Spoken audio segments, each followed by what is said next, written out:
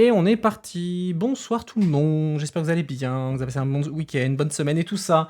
Bienvenue sur la chaîne, sur le stream, pour un nouveau format qu'on va commencer à faire, qu'on appelle ça l'Eurobubble Thérapie. Donc ça va être notre séance de thérapie collective à nous, les gens de la bulle européenne, où en fait, une fois par mois, je vais accueillir deux invités. Des créateurs européens ou des experts européens pour un peu discuter de tout et n'importe quoi, un peu en mode discussion relax. On parle d'actu, on parle des trucs qui nous ont fait marrer, on va essayer de découvrir des trucs, on va avoir chaque invité a une carte blanche pour dire pour nous présenter un nouveau truc.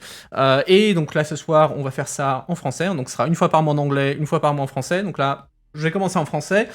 Pourquoi ? Parce que le format en fait a été partiellement inspiré par les deux invités que j'ai ce soir, que je vais vous présenter dans 2 minutes. Donc Jennifer Richard et Audrey Vétaz. Si vous vous rappelez, il y a quelques mois, on avait fait déjà un stream ensemble, un peu en format discussion. Et en fait, après coup, en réfléchissant, c'était plutôt cool. Donc je me suis dit, tiens, ça peut être un format intéressant de discussion un peu plus relax et on peut couvrir un peu plus des sujets divers et variés. Donc je me suis dit, tiens, on va relancer ça. Et du coup, pour la première session en français, j'ai réinvité Audrey et Jennifer. Et du coup, je vais vous introduire, il n'y a pas de raison que je parle tout seul. Salut Jen, salut Audrey, comment ça va ? Coucou. Ça va Alors, bien. Alors, pour ceux qui ne connaissent pas nos invités, donc on va commencer par toi, Jennifer Richard. Elle travaille au Parlement européen, mais aussi elle est co-créatrice de la chaîne YouTube WIP, où elle gère la partie politique européenne. Alors, à ce qui paraît, on va en parler, mais à ce qui paraît, WIP fait des vidéos. Il y a une rumeur qui tourne. Ouais. Enfin, en ce moment, c'est un peu plus compliqué, mais il paraît qu'on en fait de temps en temps. Ouais, alors tu vas nous en parler un moment. Et notre deuxième invitée, Audrey Vétaz, qui est journaliste, elle, et à côté, elle a aussi lancé un podcast sur l'Union Européenne qui s'appelle Trait d'Union. Donc voilà, écoutez, je pense qu'on a fait les présentations. Moi, je ne parlais pas de me présenter, vous êtes sur ma chaîne, j'espère que vous savez qui je suis quand même, un minimum. Donc MP assistant, streamer, mec qui fait des mèmes sur Twitter, qui fait d'autres conneries, mais bon, bref. Donc, commençons un peu gentiment. Jennifer, c'est quoi ton actu là, en ce moment là Qu'est-ce qui t'arrive Comment ça va la vie ? Alors, entre plein de sessions plénières à essayer de survivre, je bosse aussi sur WIP et en ce moment, je travaille sur une vidéo sur les élections italiennes, mais du coup, plus maintenant les conséquences et la formation du gouvernement, etc. Donc, ça va parler un petit peu des négos, de comment tout ça se passe, si ça se passe bien, si ça se passe mal, et les conséquences du coup pour l'UE. Voilà, un petit peu à la traîne, mais bon, je vais quand même en parler. Et toi, du coup, Audrey, là, qu'est-ce qui t'occupe en ce moment ? Là, moi, j'ai sorti un épisode ce matin, un peu didactique, sur qu'est-ce que la Commission européenne et à quoi ça sert. En restant, je suis pas rentrée dans les polémiques ou quoi. Là, c'était vraiment un truc extrêmement basique. Et ça va permettre de répondre peut-être à certaines affirmations un peu fausses que je vois passer chez mes confrères sur Twitter. Du genre Ursula la non-élue ou la commission qui décide de tout. Donc je me suis dit que c'était pas mal de faire un retour aux bases. Moi, j'ai appris plein de trucs, donc voilà, j'espère que les gens apprendront plein de trucs aussi. Et genre, c'est quoi le truc ? Enfin, là, tu mentionnais tes collègues, c'est quoi le gros truc que tes collègues mentionnent tout le temps et qui te trigger et qui t'a poussé à faire l'épisode ? C'est le coup de l'élection d'Ursula Sur la Commission européenne, ouais, en fait, c'était pas vraiment mes collègues parce que c'est surtout des éditorialistes, mais tu vois, c'est sur le côté, mais qu'est-ce qu'elle décide de tout ? De toute façon, la Commission décide de tout, ils sont même pas élus, blablabla. Enfin, tu sais, le truc typique sur Bruxelles, la grosse, le gros mastodonte et tout. Et donc, du coup, j'ai voulu revenir un peu aux bases sur voilà, comment est élu le ou la présidente de la Commission, à quoi ça sert la Commission, comment ça se passe en vrai dans les faits. Je pense que vous apprendrez rien, mais je pense que les gens qui connaissent pas forcément ou pour qui c'est un peu obscur, notamment, j'ai fait 2-3 recherches Google en tapant genre Commission européenne et les trucs que je trouvais c'était genre quelle est la différence entre la Commission européenne et l'Union européenne, où est située la Commission européenne, qui est le président de la Commission européenne, et en fait ça fait partie des top recherches Google, donc je me suis dit essayons au moins de répondre à ça. Donc c'est vrai que pour vous qui êtes au jour le jour là-dedans, ça peut paraître un peu genre basique, mais finalement c'est des questions qu'il y a pas mal de gens qui se posent, donc voilà. En même temps, j'ai envie de dire, on n'est pas forcément la cible du podcast. On va dire que tu cibles plutôt les gens qui connaissent pas déjà l'Union européenne, parce que là, sinon, effectivement, si tu veux faire je sais pas même pas à quoi ça ressemblerait, un épisode Commission européenne destiné aux gens de la bulle. Qu'est-ce que tu vas leur... les gens les vrais gens qui savent. Non, ça, ouais, je sais pas trop à quoi ça ressemblerait, mais je pense que c'est pas mal de remettre 2-3 bases parce que du coup, il y a quand même pas mal de fantasmes. Donc voilà, j'ai voulu. Non, mais t'as raison. En plus, là, comme on approche gentiment des élections européennes, bah, c'est vrai qu'il va falloir un peu faire leur travail de fond. Dire, bah voilà, qu'est-ce qui se passe? Pourquoi vous votez aux élections européennes et tout. Ouais. Moi, j'ai des souvenirs quand j'étais au PE, j'avais des discussions, mais complètement surréalistes avec des groupes de visiteurs que j'avais au Parlement. Genre, je me rappelle une fois, on est à 6 mois avant les élections, on est en 2019, début 2019. On a un groupe de visiteurs au PE et à un moment donné, t'as des gens qu'on invite au Parlement qui me disent « Ah, mais au fait, les députés européens, ils sont élus ?» Et tu regardes le mec, oh putain. Ok, on arrive, on vient de loin là, on vient de loin. Le gars, il est au Parlement européen, on l'a invité, il a invité pas un député européen, il me demande si les députés européens sont élus. Oula, ouais, effectivement, on part de loin quoi. Donc, ouais, je pense qu'effectivement, retourner un peu aux bases une fois de temps en temps, c'est pas plus mal quoi. Et donc du coup, toi, pour revenir un peu à toi, Jennifer, donc là tu fais les élections italiennes, là tu nous fais le service après-vente des Italiens. Ouais, je me suis penchée un petit peu. Alors, l'écriture est en cours, donc c'est un peu long, mais du coup, je reprends un peu tout le truc en marche, même si j'avais suivi évidemment le truc un peu de loin, pas autant que par exemple ta consoeur qui a été invitée sur ton épisode, Audrey, qui est d'ailleurs super cool comme épisode, j'ai appris plein de trucs. Mais ouais, j'essaye de refaire un petit peu le point sur pourquoi. Donc, où est-ce qu'on en est dans les négociations, comment ça se passe en Italie, parce que c'est très différent de ce que nous, on connaît en France. Qu'est-ce que c'est que cette coalition qui se dit de centre-droit, alors que dans les faits, c'est une coalition plutôt d'extrême droite, disons-le. Comment ça se passe, les relations entre les partis de cette coalition, parce qu'il y a des points où ils sont évidemment convergents, mais il y a aussi beaucoup de sujets sur lesquels ils sont divergents, notamment sur la question ukrainienne en ce moment, avec un Berlusconi qui a quand même eu des propos un petit peu lunaires sur l'Ukraine. La Lega, on sait à quel point Matteo Salvini était un gros fan de Vladimir Poutine, ce qui n'est pas du tout le cas de Meloni, par exemple, en tout cas aujourd'hui. Donc c'est intéressant de voir un petit peu leur divergence. En plus, là, il s'est passé des trucs cette semaine avec les élections des présidents des deux chambres. Et les premières olives qui commencent à arriver avec Berlusconi qui espérait être à la tête du Sénat et que finalement non. Bref, donc un peu tout ça, et évidemment ce que ça va impliquer pour l'UE, parce que c'est un pays fondateur, parce que c'est une économie très importante dans l'Union européenne, que ça va du coup... Est-ce qu'en fait le curseur va passer du coup plus vers les démocraties qui se revendiquent étant illibérales avec la Hongrie et la Pologne, ou est-ce qu'on va rester sur... plutôt ce qui était le cas aujourd'hui avec le couple franco-allemand comme auteur, etc. Donc voilà, un peu... je viens de spoiler toutes les vidéos, mais voilà, en gros... Bon. Non, on va couper ça, personne n'a rien entendu, il n'y a pas de spoiler ni rien, tout va bien se passer. Écoutez, puisque en fait ça nous fait une transition parfaite pour parler un peu d'actu. Alors, c'est quoi l'actu qui vous a marqué un peu cette semaine, ou les actus qui vous ont marqué cette semaine? Audrey, tu veux commencer? Moi, il y en a plusieurs, mais pour rebondir sur ce que tu as dit, Jennifer, vous avez vu passer forcément cette photo des notes de Berlusconi, où en gros... Mais c'est vrai ou pas? C'est vrai ce truc ou pas? Moi, je crois bien que c'est vrai. Hein. Je sais pas, Jennifer, tu l'as vu ou pas? Non, pas encore. Qu'est-ce que c'est? En gros, tu as une capture d'écran de la vidéo quand ils sont en train de faire les élections, il me semble, au Sénat, mais je veux pas dire de conneries. Et tu as Berlusconi qui a pris des notes, et en gros, il dit Giorgia Meloni, mais il faudrait que je retrouve vraiment ce que c'est. Mais en gros, il la traite quasiment de tous les noms. Et donc, il y a eu une capture d'écran qui a été faite de ça, et elle a répondu. Attendez, il faut que je vous trouve l'échange parce que... Ouais, je suis en train de chercher moi aussi. Je me suis dit, ok, le groupe vit bien, les mecs viennent de faire une coalition, et c'est déjà le bazar, quoi. Alors attends, je cherche, je crois qu'il la traite d'arrogante, d'agressive, et il m'en manque deux. Enfin, il fait une série d'adjectifs bien sentis qui font bien dans une alliance, en fait. Et elle lui a répondu juste après. Oh la vache. En mode, tu as oublié ça aussi. Ah voilà, il manque un point à la note de Berlusconi, on ne peut pas me faire chanter. Enfin, tu vois...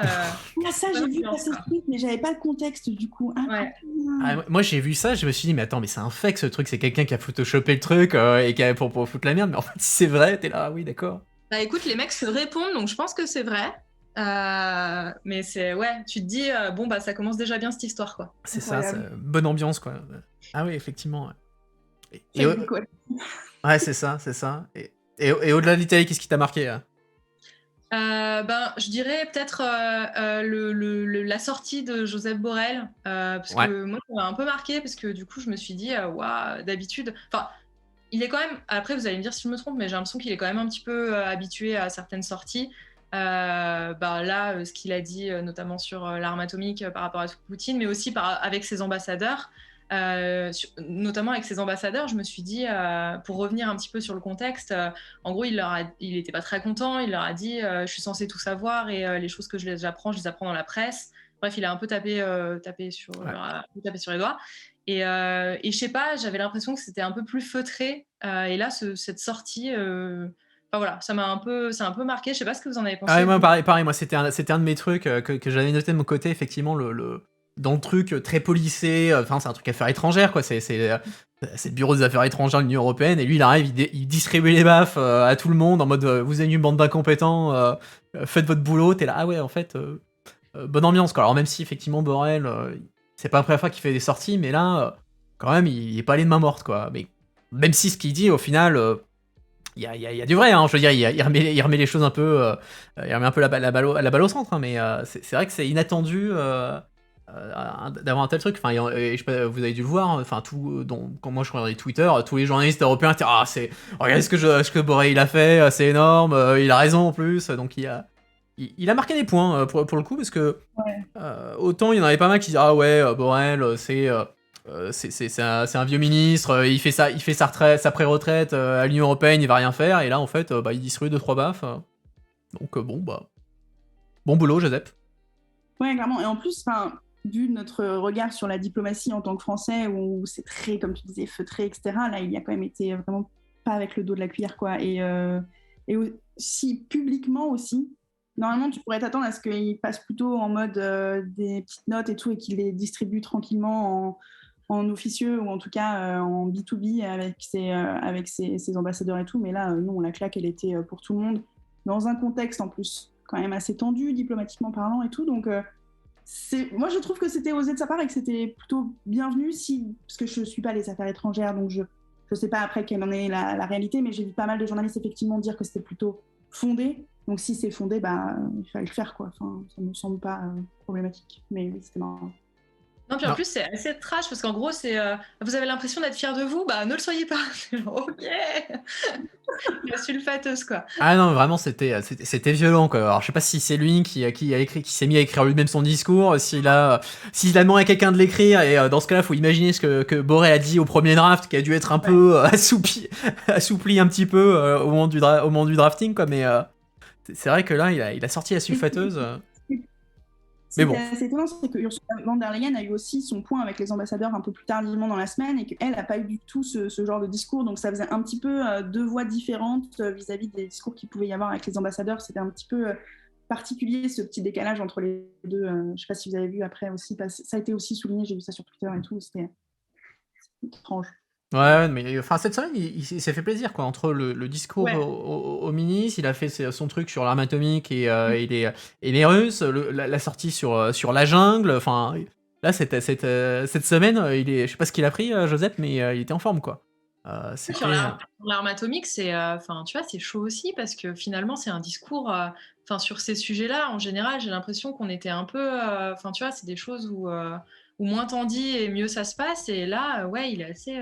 Ouais, alors moi sur le coup de l'arme atomique, ça m'a pas choqué. J'avais une discussion sur mon Discord sur ça, et en fait, quand tu regardes, en fait, ils se contentent de rappeler ce qui est en fait le consensus. C'est-à-dire que, oui, effectivement, il y a consensus pour dire qu'il va y avoir une réponse si jamais la Russie venait à utiliser des armes nucléaires tactiques. Ça veut pas dire que l'Union Européenne va déclarer la guerre, mais on sait que les Américains ont déjà dit qu'ils réagiraient, et tout le monde dit ils s'attaqueraient probablement en premier à la flotte russe. J'imagine que les Français, les Allemands, ils seraient en train de dire aussi faut peut-être monter un petit peu la sauce si jamais jamais les Russes commencent à dropper des bombes. Donc là, je pense que les gens ne s'attendaient pas à ce que ça vienne de Borrell. Et effectivement, c'est surprenant parce que voilà, il y a quand même des pays comme l'Irlande, la Finlande, l'Autriche, qui sont des pays, j'ai pas envie de dire neutres, parce qu'ils le sont pas tous, mais qui sont globalement soft, mais c'est vrai que là, il a sorti un peu la sulfateuse, quoi. Même si c'est pour dire des choses qu'on savait, quoi. Mais tu t'attends ça, enfin peut-être un discours d'une puissance atomique, mais là tu vois le fait qu'il, enfin je sais pas, qu'il s'en empare un peu, moi ça, j'étais là, wow, ok, on est sur une bonne semaine. J'ai une question dans le chat, aidez-moi. Les fonctionnaires de la politique externe de l'UE, c'est des fonctionnaires européens ou c'est des gens qui sont détachés? Pour moi, c'est. Il me semble que c'est des fonctionnaires. Ouais, c'est ce qui me semble aussi. Je me demande s'il n'y a pas. Si je me souviens bien, il y a une partie, c'est des fonctionnaires européens, et il y a une partie, c'est des détachés. Sur les affaires techniques, un peu, ils peuvent détacher des gens des ministères nationaux sur des points précis. Ils sont prêtés pendant 2, 3, 4 ans. Mais sinon, effectivement, le cœur, ça reste des fonctionnaires. Donc il faut passer les concours et tout un toin. Jen, toi, c'est quoi les news qui t'ont marqué? Alors moi, ça date pas forcément de cette semaine, mais c'était du coup la première réunion de la communauté européenne, la communauté politique européenne, avec les 44 chefs d'État et de gouvernement qui se sont retrouvés ensemble. Et je trouvais que, bon, alors la photo de famille, ils ont un peu galéré à la faire de manière correcte, mais mine de rien, quand tu as 44 chefs d'État et de gouvernement ensemble, du même continent, vu la situation actuelle, je trouvais que c'était une belle image parce que du coup, ça mettait vraiment le point sur l'isolement de Poutine actuellement. Et donc, moi, je trouve que c'était quand même un gros truc, même si on peut après débattre de c'est pas dans l'UE, c'est un truc encore en plus, etc. Mais pour l'image et pour le symbole politique envoyé dans le contexte actuel, je trouve que c'était plutôt pas mal et intéressant. Après, bon, c'est pas des trucs où il va y avoir des grandes décisions qui vont être prises, hein, c'est surtout de l'affichage politique. Mais l'image était pas mal. Je sais pas ce que vous en avez pensé, vous, mais... C'est vrai que ça fait une belle image, mais la question c'est effectivement est-ce que ça va être un truc qui va durer ou est-ce que c'est juste du one shot, quoi. Parce que effectivement là il y a. C'est que ça va durer. C'est qu'il va y avoir des nouvelles. Ils ont parlé déjà de 2 autres éditions supplémentaires. Ouais. Je crois qu'il y en a une qui va se dérouler en Espagne, je sais plus l'autre. Espagne, Royaume-Uni. C'est ça, Royaume-Uni. Et ouais, non, mais ça effectivement ils veulent faire ça dans la durée, mais moi mes questions c'est pour le moment il y a un effet d'unité avec la guerre en Ukraine, Poutine, etc. Mais le jour où la guerre se termine, est-ce que ce forum va pas commencer à se déliter parce qu'on va de nouveau avoir les oppositions nationales qui vont potentiellement se mettre en travers du chemin, quoi. Surtout quand on a des pays comme la Turquie ou comme le Royaume-Uni qui sont pas exactement sur la même longueur d'onde que les pays les autres pays non membres de l'Union européenne mais qui voudraient bien y rentrer, quoi. Après, je pense que c'est intéressant pour les pays justement qui voudraient rentrer dans l'Union européenne, parce que du coup, c'est un premier. Enfin, tu vois, ça permet de tisser des liens et tout. Moi, je trouve que c'est pas mal en tout cas. Après, est-ce que tout le monde va rester dedans de manière bien soudée et tout? En effet, la question se pose. Et puis, ça faisait du bien aussi de retrouver un peu le Royaume-Uni, même si. Ouais, je sais pas, sur la photo, ça faisait un peu nostalgie, quoi. Ouais, après on va voir combien déjà si le gouvernement britannique va survivre la fin du mois, ouais, parce que là, j'ai pas envie de dire la pauvre Liz Truss, mais en tout cas Liz Truss elle prend cher un peu en ce moment, quoi. Donc je sais pas si vous avez vu ça sur Twitter, je crois que c'est le Daily Mail, ils ont un stream tous les jours où ils ont une photo de Liz Truss à côté une laitue et ils disent voilà est-ce que Liz Truss va outlive la part de laitue, quoi. T'es là, ouais, effectivement, c'est un peu trash, quoi. C'est très violent, hein, ce qui se passe là-bas, franchement. Ça peut avoir un côté un peu savoureux si t'es un peu cynique, mais franchement, c'est ultra, ultra violent. Même le gap, la chute des conservateurs dans les sondages, c'est hallucinant. Enfin, genre, c'est vraiment, mais incroyable, quoi. Ouais, non, mais là, ils sont en train de s'effondrer, quoi. Et je voyais un truc, le Labour, dans les sondages, ils sont à 25% d'avance sur les 25 points d'avance sur les autres, et là, ouais, effectivement, ça fait pas franchement bonne ambiance chez les Tories. Alors, j'ai pas pu vérifier ça, j'ai vu sur Twitter quelqu'un qui disait qu'apparemment le Daily Telegraph avait fait un titre, une tribune, où en gros ils étaient en train de dire ah ouais mais en fait les Remainers avaient raison avec le Project Fear. C'est en gros on est en train de se prendre le retour de bâton du Project Fear et en fait ils avaient raison. Donc alors il faudrait que j'aille vérifier, mais si le Daily Telegraph, quand même le truc bien eurosceptique, commence à dire ah ouais mais en fait peut-être que les Remainers ils avaient raison, au final t'es là ah ouais il y a des trucs qui se passent, quoi. Ouais. J'aimerais pas être au Royaume-Uni en ce moment. J'aimerais pas être au gouvernement britannique en ce moment surtout. Alors moi je vais enchaîner moi. Moi j'avais de mon côté j'avais le discours de Borrell hein, comme Audrey et moi l'autre truc qui m'a un peu titillé, c'est l'arrivée de Viktor Orban sur Twitter. Évidemment.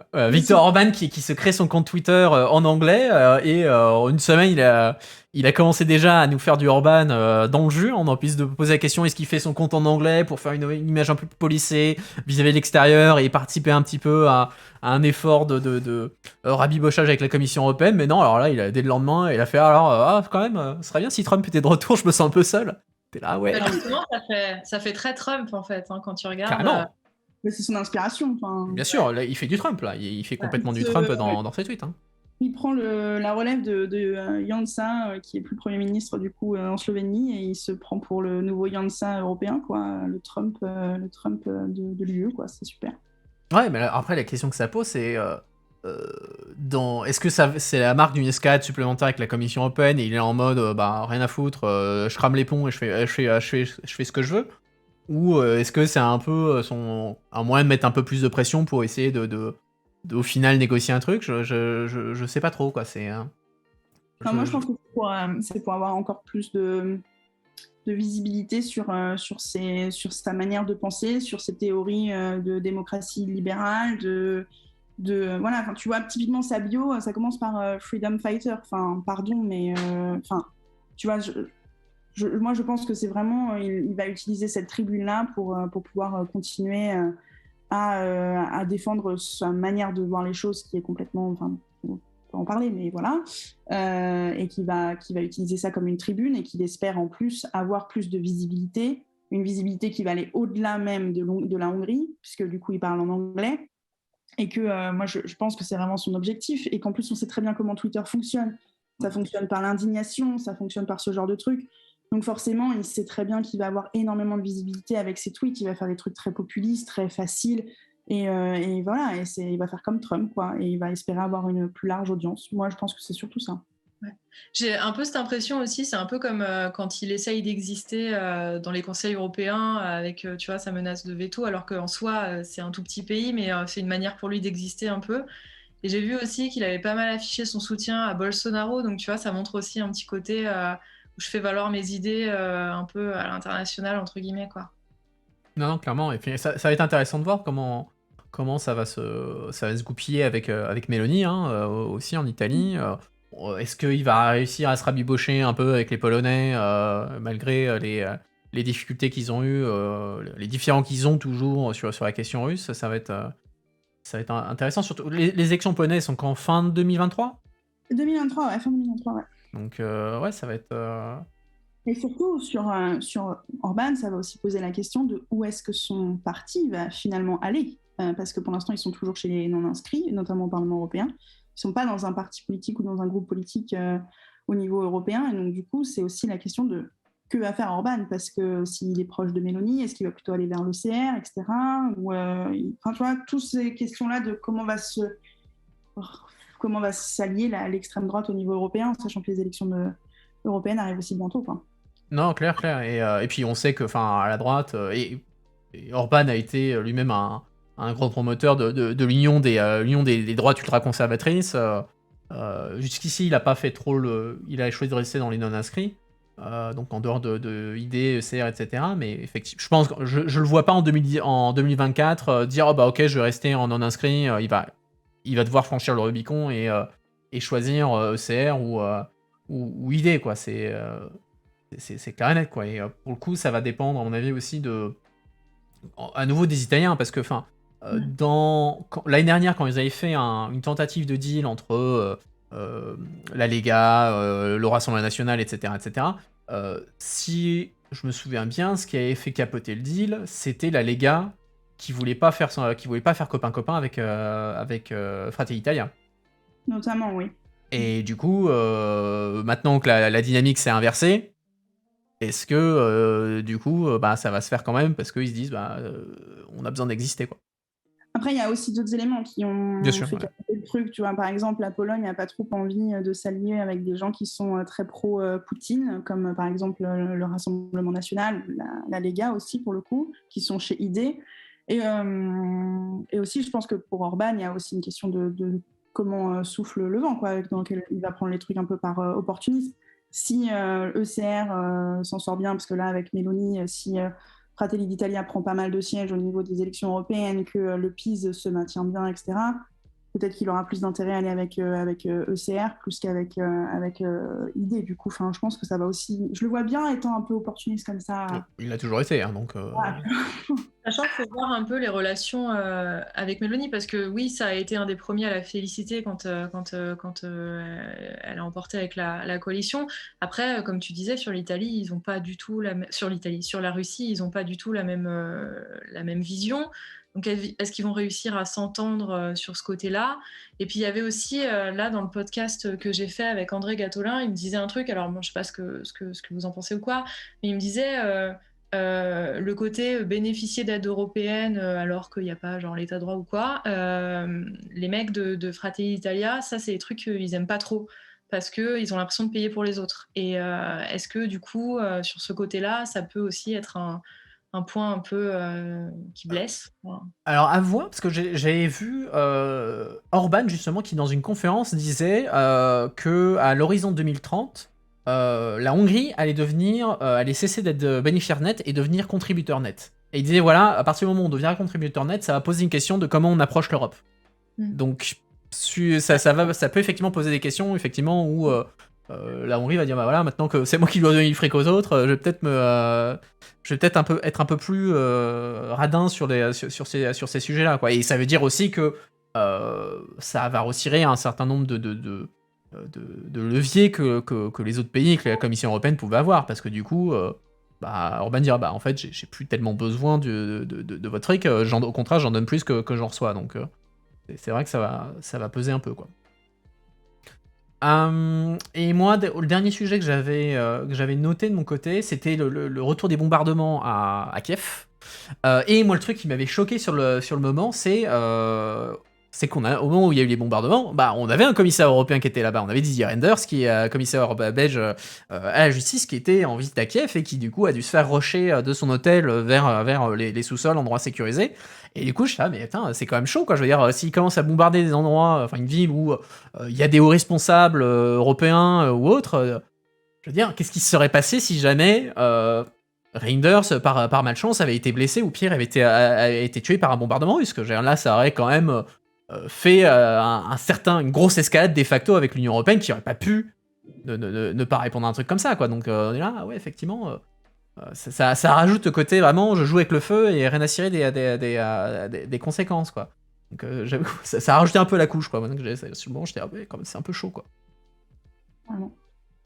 J'ai pas vu passer ça, putain, j'ai pas vu passer qu'il y avait... Oui, mais il était en direct sur genre France Info, il était dans sa cave, là, dans son hôtel, en train d'expliquer ce qui s'était passé et tout. C'était assez cocasse comme duplex, mais oui, c'est super chaud.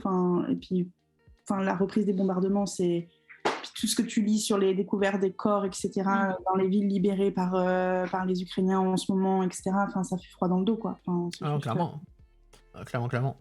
On passe à un truc plus léger histoire de faire un peu de détente. Alors allez, on va faire du sans transition.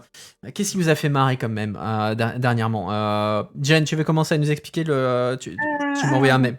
Je te retrouve le même. Alors, attends, moi je vais l'afficher à l'écran, comme ça les gens vont le voir. Voilà, en plus t'as choisi un des miens, donc toi c'est parfait. Toi, t'es subtil, quoi. T'es carrément subtil. Tiens, je suis invité chez quelqu'un, je vais reprendre ces mêmes.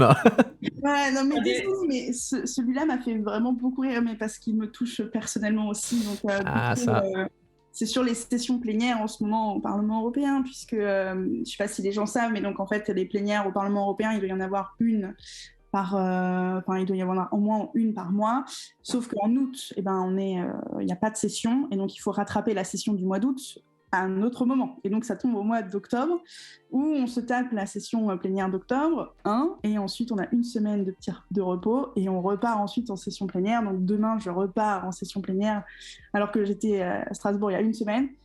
Donc voilà, ça m'a fait bien rire parce que c'est la PLS en ce moment. On est tous passés par là, ouais, je te rassure, on est passés par là, surtout qu'en octobre, c'est là où on se tape quand même, c'est là où il y a le vote du budget, le vote des décharges, c'est des grosses plénières. Enfin, il se passe quand même pas mal de trucs. D'autant plus qu'en ce moment, il se passe encore plus de trucs, puisqu'il y a toute la question de la crise énergétique, des conséquences de la guerre en Ukraine, etc., des conséquences aussi économiques, sociales et tout. Donc, tu as tous ces sujets-là qui sont des gros sujets. Donc, c'est la fatigue normale. Bon, je ne vais pas m'en plaindre, mais voilà, ça m'a fait marrer parce qu'effectivement, c'est tellement ça, genre, t'es en panique absolue parce que t'as tout à gérer et puis après, t'as une petite semaine de calme et la tempête repart demain, quoi. Ouais, encore, le calme est relatif, quoi. Je veux dire, parce que tu dois du coup retaper la préparation. Enfin, Et tu te retapes la prépa et tout. c'est ça. Voilà. Et quand tu bosses pour les députés, t'as en plus à faire les explications de vote, etc. Tu vois, donc Oui. tu te tapes un mois vraiment où t'es là, t'es au bout de ta vie, quoi. Celui qui m'a aussi fait marrer de toi, c'était celui sur le Thalys, le Graal, quand tu ça. le premier train. Mais bon, celui-là est vraiment très niche, donc j'avais pas choisi. Ouais, non, là on est vraiment dans d'ultra niche. Là j'avoue que j'ai pris un truc très super concentré. Audrey, toi, qu'est-ce que t'as choisi? Bah, comme je savais pas qu'on avait des points en plus en choisissant tes mêmes. Ouais, non, mais c'est pas obligatoire. C'est Jen qui a décidé de nous faire un truc très subtil pour regagner les points, mais non. Moi, j'en ai choisi un qui m'a bien fait marrer. Emmanuel Macron propose la création d'une communauté politique européenne. Et donc, les journalistes français qui galèrent déjà à différencier le Conseil de l'Europe, le Conseil de l'UE et le Conseil européen avec un mec en grosse transpi. Du coup, ça m'a beaucoup fait marrer parce qu'en fait, c'est mon combat, j'en peux plus. Notamment là, récemment, il y a eu encore un truc avec le Conseil de l'Europe et c'est pas possible, quoi. Les gens ne retiennent absolument rien. On en a parlé avec la présidence française du Conseil de l'Union européenne qui avait des différences à faire et alors non, quoi, on repart 6 mois après directement dans la confusion. Bon, après, c'est pas facile non plus, tout porte le même nom, je suis d'accord. Mais du coup, ouais, c'est le truc qui me... Ah, putain. Encore qu'il nous a fait une faveur, là, cette fois. Il appelait ça une communauté, pas un conseil. Ouais. C'est une communauté, c'est pas un conseil. Ça aurait pu être une commission, tu vois, histoire de bien tout mélanger et tout. Donc c'est vrai que pour le coup, franchement, les gars, choisissaient des noms différents, mais je pense que c'est bien aussi juste de faire la différence et au moins on passe pas pour des pimpins, quoi. En fait, c'est ça qui me saoule, parce qu'après on a l'impression qu'on travaille pas assez, quoi, et du coup ça m'énerve. Voilà. Après, vas-y, Jen. C'est vrai qu'ils se ressemblent tous les noms, mais enfin, au bout d'un moment, tu peux aussi faire l'effort de vérifier. Et puis, je sais pas, tu te fais ta petite fiche pour être sûr que tu fais pas la confusion. C'est pas bien, on peut tous y arriver, quoi. C'est pas le truc le plus insurmontable du monde, quoi. Mais je peux comprendre que ce soit un peu le foutoir pour les gens qui suivent pas ces sujets de base. Ça arrive, tu vois, de faire la confusion. Ce qui est beaucoup plus dérangeant, c'est quand les journalistes ou éditorialistes insistent dans leur confusion. Je me rappelle il y a quelques mois où il y avait une éditorialiste, je ne sais plus d'où, qui avait insisté sur le fait de dire que Charles Michel était président du Conseil de l'Europe. Ouais. Et elle insistait vraiment auprès de tout le monde sur Twitter en disant si, c'est lui, alors que bah non, pas du tout. Et ça arrive de faire des erreurs, c'est pas grave, mais juste insiste pas dans ton erreur. Enfin, ça ne sert à rien. Ouais, non, moi j'avoue, je sympathise un peu avec le citoyen pour le coup, parce que c'est vrai que, nous on est dedans, donc pour nous, ouais, effectivement, c'est de l'hérésie de dire que le Conseil européen c'est la même chose que le Conseil de l'Europe, etc., etc. Mais après, du point de vue du citoyen, je comprends parfaitement qu'ils se retrouvent paumés, quoi. Je veux dire, si tu leur déjà, les noms sont tous les mêmes, ensuite, t'as des subtilités entre les trucs qui sont plus ou moins la même institution, genre expliquer la subtilité entre le Conseil de l'Union européenne et le Conseil européen. Les gens te regardent, mais en fait c'est la même chose, quoi. T'es là, ouais, mais en fait pas tout à fait, etc. Donc tu paumes les gens, quoi. Et si en plus au-dessus de ça tu leur dis, alors ouais, vous avez l'Europe, mais en fait derrière le mot Europe vous avez 3 types d'Europe différents. Vous avez l'Union européenne, vous avez le Conseil de l'Europe, alors c'est les gens de l'Union européenne, mais en plus ça va jusqu'à la Russie. Et après vous avez les communautés politiques européennes qui, en gros l'Europe, mais en fait il y a pas les Russes parce qu'en fait on aime pas les Russes. On t'es là, mais ouais, effectivement tu vas paumer tout le monde. Tu vas paumer tout le monde, quoi. Pour les citoyens, je pense qu'on est tous d'accord, tu vois. Enfin, moi, je demande pas à ce que les citoyens... Non, moi, je parlais des journalistes. Ouais. Plus, pour le coup, les journalistes ont quand même une sorte de devoir d'information correcte, quoi. Et donc, ils peuvent quand même faire l'effort de bien être sûrs de la distinction, etc., et d'être sûrs de ne pas dire d'erreur. C'est dans leur part de job, tu vois. Mais après, pour les citoyens, évidemment, ils peuvent pas... pourquoi ? Enfin, tu vois, genre, c'est trop le bordel pour... Non, pas grave. Mais en fait, il y a un moyen mémotechnique hyper simple. Hein, bon, maintenant, il y a la communauté, il va falloir trouver autre chose. Mais tu vois, quand tu penses Conseil de l'Europe, tu dis il y a la Turquie dedans, c'est pas l'Union européenne. Allez, c'est bon. Tu vois, donc, tu vois, il y a des moyens assez simples mais des fois, j'ai l'impression quand même, venant de certains de mes confrères, que c'est un peu fait exprès. Tu vois, c'est assez facile en fait de tout mélanger. Notamment là, il était question, c'était sur un truc sur le Conseil de l'Europe, sur le voile. Et j'ai l'impression que ça les arrange bien de dire que c'est l'Union européenne et que c'est Bruxelles et Ursula von der Leyen qui font ce genre de publications, tu vois. Bah, à mon avis, c'est aussi un raccourci qui est pratique pour eux, parce que autant les gens, instinctivement, si tu leur parles de l'Europe, ils pensent à l'Union européenne. Conseil de l'Europe, ils savent pas, la plupart savent pas que ça existe.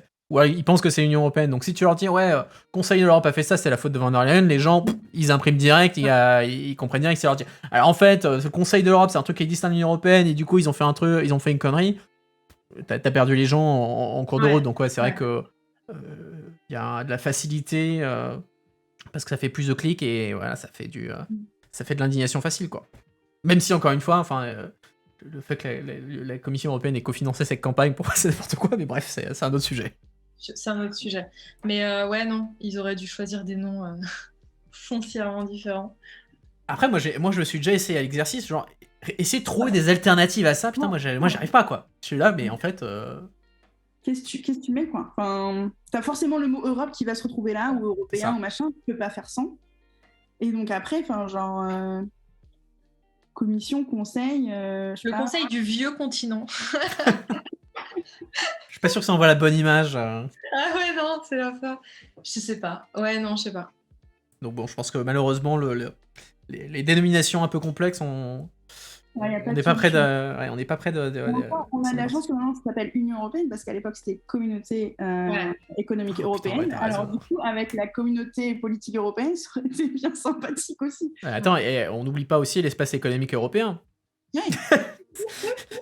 Que on oublie 95% du temps, mais c'est toujours là l'espace économique européen. Donc ouais, non, on n'est pas sorti des ronces. On est clairement pas sorti des ronces sur ce truc-là. Bah, écoutez, moi... dans le chat de mettre le Conseil de l'UE, de l'appeler le Sénat, par exemple. Ah, ça c'est un classique, mais après, je suis pas sûr que le Conseil, les États sont très partants pour ça, parce que ça fait très fédéralisation. Ouais. Est-ce que ça veut dire qu'on est, entre guillemets, légal du Parlement européen? Alors attends, si on commence à dire aux États membres qu'ils sont l'état légal du Parlement européen, là ça va pas aller, quoi. Donc ouais, non, ça je pense que... Non, le Sénat, c'est la chambre haute, bien sûr. Non. Ouais, ok, ouais, éventuellement. Même si, après, encore une fois, c'est... Alors non, les sénateurs sont pas élus directement, du moins pas en France, donc... Ouais, je sais pas si ça... Niveau image, je suis sûr que le Conseil serait pas fan. pour pas mal de raisons, je pense qu'il trouvera un moyen de bloquer ça. Mais bon. C'est sûr. Conseil des ministres. Je sais pas. Ça s'appelle un peu comme ça. C'est une dénomination aussi, Conseil des ministres de l'UE. C'est une des dénominations. C'est la dénomination officielle. Hein, ce que nous on appelle comme le Conseil, en fait, c'est Conseil des ministres de l'Union européenne. Chat qui dit ils savent pas si c'est une bonne idée d'appeler ça Sénat européen parce que les Français vont vouloir le supprimer. C'est pas faux. C'est pas faux. Alors ils vont dire ah mais en ce cas-là on s'emmerde pas, on dit l'Assemblée nationale et le Sénat français, bah voilà c'est le Sénat et l'Assemblée nationale pour toute l'Europe. Et voilà, on leur apprendra aux autres, on sait mieux que les autres. Bon allez, on enchaîne, moi je vais vous montrer, je vous ai envoyé le lien déjà vers mon lien de mème. Moi j'ai choisi un mème qui n'est pas de moi parce que quand même... j'ai pas envie non plus de trop forceur. J'ai mis un mème qui a été posté par le bureau à Paris de la Commission européenne. La Commission européenne fait des mèmes, c'est officiel. Et donc ils ont fait un mème sur le programme Discover EU. Donc je sais qu'Audrey, tu vas nous en parler un peu plus tard, donc je vais pas trop rentrer dans le détail. C'est un truc, en gros, les jeunes peuvent candidater, déposer un dossier pour bénéficier de voyages. Et du coup, ils font dire, bah tiens, toi t'as l'air un peu con si t'as pas candidaté alors que tes potes y sont. Donc j'avoue que j'étais agréablement surpris de voir le bureau de Paris faire des mèmes. J'avais déjà vu quelques institutions, quelques DG faire des mèmes. J'avais vu DG Trade déjà faire des mèmes. La DG Trade est très douée pour ça. Ouais. La DG Trade est très très bonne. Donc DG Trade, pour ceux qui ne savent pas, c'est la direction générale en charge du commerce. Donc en gros, c'est le ministère du commerce. En gros, pour faire très très simple, c'est le ministère du commerce de l'Union européenne et ils sont assez bons quand il s'agit de faire leurs promos sur les réseaux sociaux. Ce serait bien si le reste de la commission suivait, mais pour le coup, quand j'ai vu ça, je fais tiens, c'est un truc de DGMM, mais attends, mais pourquoi il l'a pas en français? Ah non, en fait, c'est le bureau de Paris qui l'a fait. Bon, ok, respect. Et avant ça, on parlait vite fait avec Jennifer des mèmes qui sont faits aussi par les groupes politiques de plus en plus qui enchaînent ça. Il y a le groupe socialiste, donc SND, qui a fait quelques tweets, quelques mèmes, c'était sur Instagram, notamment sur Orban pour se foutre de lui et dire voilà, ta bio, au lieu de mettre Freedom Fire, tu devrais. Je sais plus ce qu'il voulait mettre. Il y avait, je sais plus, mais genre autocrate ou un truc comme ça. Ils avaient rechangé sa bio pour qu'elle colle un petit peu plus. Attends, je regardais vite fait. Socialiste and démocrate, est-ce que... Alors, très très cool. Après, il faut avoir en tête la bio de Orban. En gros, dans sa bio, Orban dit Freedom Fighter, Husband, Father, et le truc comme ça. Et Prime Minister of Hungary. Ouais, un truc comme ça. Bon, j'arrive pas à trouver le truc. Instagram bug, donc tant pis. On va faire confiance au fait que c'était les socialistes qui avaient posté ça. Vous avez vu quoi vous avez déjà vu, vous, des bons mèmes institutionnels à part... Mais la commission, la représentation de la commission en France, on avait déjà fait quelques-uns qui étaient assez drôles. J'ai plus d'exemples en tête parce qu'ils le font pas très souvent, mais j'en avais déjà vu passer. Et justement, je trouve ça très cool quand les institutions décident un petit peu de changer un peu la manière de communiquer. Je peux comprendre la problématique parce que, tu vois, quand tu es une institution, tu as quand même une image à conserver de sérieux, etc. Et dès que tu fais de l'humour, ça peut être soit très bien pris, soit au contraire très attaqué parce que tu n'es pas censé avoir ce genre de communication et qu'on attend de toi des standings un peu plus sérieux ou quoi que ce soit. Mais moi, je trouve que c'est vraiment super cool que les institutions commencent un petit peu plus à faire ça. C'est un peu trop lent, il faudrait que ça aille un petit peu plus fort là-dessus, quoi. Mais, je suis d'accord, sans être dans le gros lol, je pense que justement, ça participerait du côté un peu accessible des institutions et je trouve que ça serait pas mal, quoi. Tout en regardant, je suis d'accord, un certain standing, parce que bon, évidemment, faut garder un certain sérieux, tu vois, mais ça je pense que elle passerait moins chiante, quoi. Après, à côté, là, Kylian dans le chat, il dit que lui, personnellement, il n'est pas convaincu par une communication très légère de la Commission européenne. Donc, c'est vrai que, bon, moi j'avoue que j'ai tendance à penser que avoir une communication un peu plus légère, surtout pour faire passer des trucs un peu techniques, ça, c'est bien, parce que je veux dire, c'est pas comme si t'avais Van der Leyen qui se faisait la danse TikTok en marge de son discours officiel. Là, effectivement, t'es là, bon, non, meuf, t'es président de la Commission européenne, t'es pas influenceuse, quoi, mais après, derrière, qu'il fasse ce genre de truc pour faire passer une idée, enfin, moi, ça me dérange pas, quoi. Ça dépend des thématiques aussi. Enfin, des thématiques sur Discover You ou même Erasmus ou des trucs comme ça, ça se prête peut-être un petit peu plus parce que la thématique est légère et positive. Donc, du coup, tu peux plus aller sur ce chemin-là avec de la légèreté en communication, quoi. Alors, Kylian dans le chat, il dit que pour développer un peu, lui, il trouve que ça donne un peu raison l'argument que la Commission européenne, c'est un truc de planqué qui a pas envie de bosser ou ce genre de truc. Ouais, moi, nécessairement d'accord. Là, ton mème, c'était sur Discovery You, et tu vois, le public, c'est censé être des gens de 18 ans, donc un mème, tu vois. C'est ça. Ouais, non, moi, ça me choque pas. Ça me choque pas outre mesure. Alors, attendez, là, du coup, moi, j'enchaîne avec les anecdotes. Je vais vous donner une anecdote avec des mèmes. Dites-moi, essayez de deviner l'année où, pour la première fois, la Commission européenne a fait un mème. La Commission... sur Twitter. Le compte vraiment commission, pas les représentations. Ouais, la Commission européenne a fait un mème pour la première fois. Quelle année? Sur Twitter. J'ai envie de dire 2022, je sais pas pourquoi. Moi, je dirais 2020. C'était le Covid, on était fous. 2012.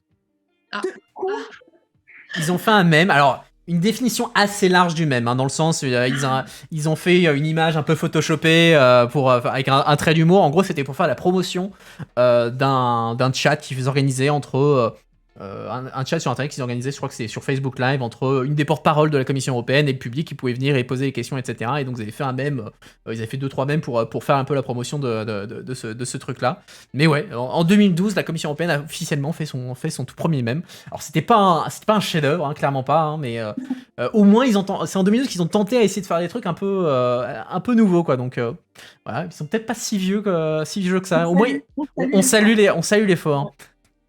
Putain, je suis j'aurais pas dit 2012. Alors après, c'est la première fois qu'ils l'ont fait. Hein. Ça veut pas dire ils postaient des mèmes ensuite tous les 3 mois, etc. Hein. Je pense que c'est la première fois. Combien de temps s'est passé avant la deuxième tentative de faire un mème? Ouais, c'est une bonne question, effectivement. C'est une fois tous les 10 ans, en fait. C'est un peu ça, ouais. C'est un peu ça. Alors attends, du coup, j'ai des réactions dans le chat. Donc Drake qui dit la commission légère va surtout être efficace pour les jeunes, ce qui tombe bien vu qu'on parle de Discord EU. Mais là, c'est à tout niveau et âge de la société qu'il y a un manque de communication efficace. Oui. Alors là, on retombe dans la question de la communication de manière un peu plus large au niveau. Genre, effectivement, les mêmes, ça passe sur un truc réseaux sociaux, plutôt vers les jeunes, etc. Après, c'est pas avec des mêmes qu'on va les rattraper.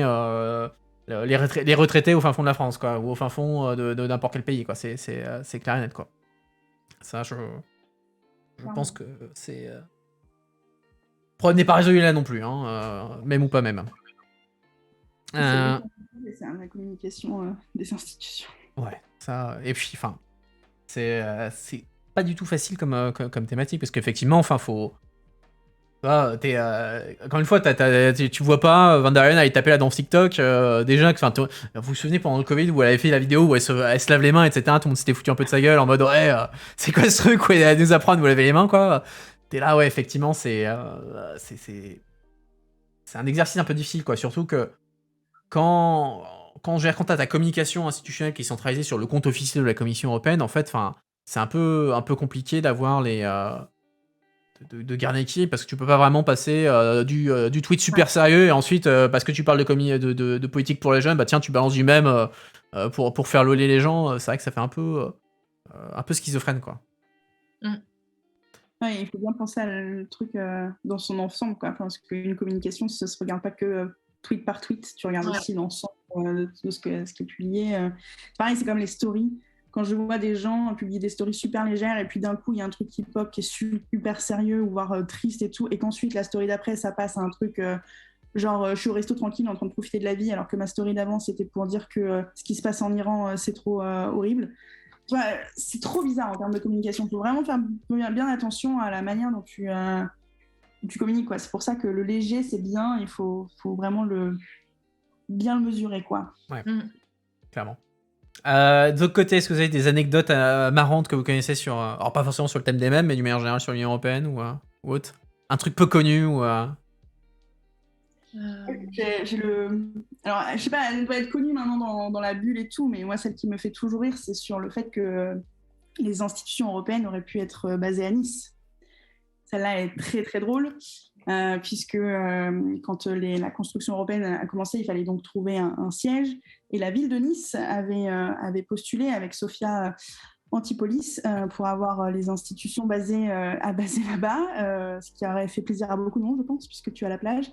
Sauf que de ce qu'il semblerait, c'est que les Allemands ont trouvé que c'était un petit peu trop Club Med. Donc, pas trop voulu que ce soit là-bas. On se demande pourquoi. Parce que je pense que tous les fonctionnaires européens à la plage s'auraient fait vraiment des belles images en termes de communication pour le coup. Et donc après ça a été pensé pour être à Paris, sauf que dans mes souvenirs je crois qu'il était président du conseil à ce moment-là, Fimelin, qui a été aussi maire à Strasbourg ou quelque chose, enfin qui était très implanté à Strasbourg, voulait absolument avoir une institution à Strasbourg. Et il a eu le Parlement, mais donc le reste est passé à Bruxelles. Et c'est que dans les années 80 que c'est devenu le siège officiel à Bruxelles pour plus tard. Même plus tard, ouais. Moi, c'est l'anecdote qui me fait le plus rire, c'est Nice, quoi. Nice, c'est pas... Moi, j'aime beaucoup le fait que les Allemands aient pas aimé parce que c'est trop Club Med. Ah non, c'est beaucoup trop drôle. Ça fait très cliché en plus, tu vois, genre nous on propose Nice et puis les Allemands disent bah non, ça fait trop Club Med, c'est vraiment cliché. Ouais, clairement. Clairement. Toi, Audrey, t'as une anecdote? Non, mais attends, là c'est le moment où je dois aller donner les clés. Allez, vas-y, va balancer des clés par la fenêtre. Ne saute pas. Vous rigolez pas, hein. Non, on rigole pas. Non, mais du coup, pour finir un peu l'histoire de Jen, donc effectivement, donc Fimelin, si mes souvenirs sont bons, il n'était pas président du conseil, il était ministre de l'économie à ce moment-là. Ah, il n'était pas président du Il conseil. était, moi, dans la version que j'ai entendue, donc il était ministre de l'économie. C'était déjà acté que le Parlement européen allait être à Strasbourg, sauf qu'il a bloqué le fait que la commission soit à Paris, parce qu'il avait peur que le fait que la commission soit à Paris, ça allait faire de l'ombre à Strasbourg. Et donc du coup, il a bloqué le truc, et les Belges ont dit, bon bah écoutez les gars, comme il faut quand même qu'on ait une commission européenne, en attendant, bon on fout ça à Bruxelles, et on verra plus tard. Sauf qu'en fait, bah, c'est jamais parti de Bruxelles après. Et ça a été décidé hyper tard que ce serait le siège de la commission et tout. C'est ça. Mais en gros, c'est encore une fois un bel exemple des Français qui se tirent une balle dans le pied. Pour changer. Voyons voir. Qu'est-ce que j'ai dans mon truc On peut avoir les institutions. Pardon? On aurait pu avoir les institutions en France, c'est ça qui est... Enfin, plus que le Parlement européen. Non. Ah ça, malheureusement. Avec des si, on fait l'histoire. Donc Audrey, toi, t'as pas d'anecdotes ou de citations marrantes qui te viennent en tête, là? De citations, j'en avais vu passer une, mais je saurais pas remettre son auteur, mais ça m'avait fait rire. En fait, c'est pas drôle. Enfin, Ah ouais, tu vends bien le truc direct. Je dévends le truc. En gros, je crois que c'était une économiste qui disait l'Union européenne, c'est nécessaire économiquement, mais qu'est-ce que c'est chiant. Enfin, en gros, je vous résume le gros truc. Et je me suis dit, putain, mais c'est vrai quand même. Enfin, je sais pas comment, mais ça revient un peu sur ce qu'on s'est dit tout à l'heure et ce dont on a parlé et ce dont on avait parlé la dernière fois. En fait, c'est dingue que ce soit aussi important et que ça impacte autant nos vies et que ce soit aussi... Enfin, tu vois, ça me fait penser aux Allemands qui trouvaient que c'était trop fun Nice, quoi. C'est ça. Bah écoutez, je propose qu'on passe aux cartes blanches. Si ça vous va. Carte blanche? Non, moi je suis flemmard, je dis les cartes blanches c'est pour les guests, moi mes cartes blanches. Ma carte blanche c'est toute la semaine sur ma chaîne, donc du coup je laisse un peu de place aux autres et tout. Je vais pas me donner du boulot en plus quand même, faut pas déconner. Alors qui veut commencer? Jennifer, Audrey, qui veut commencer? Comme tu veux. Bah moi on en a un peu parlé, c'est sur Discover EU. Moi j'en ai entendu parler il n'y a pas très longtemps, c'est dommage, j'ai pas 18 ans. C'est réservé aux jeunes qui ont 18 ans, qui peuvent candidater. Il me semble qu'il reste 8 jours pour candidater, donc n'hésitez pas. Malheureusement, c'est que pour les jeunes qui ont 18 ans. Et en gros, ça permet, donc il faut faire un petit dossier, et ça permet de pouvoir gagner des billets de train essentiellement, mais il y a aussi des billets d'avion pour les gens qui habitent dans les Outre-mer notamment, pour pouvoir visiter l'Union européenne de 1 à 30 jours, il me semble, et on peut le faire entre amis aussi.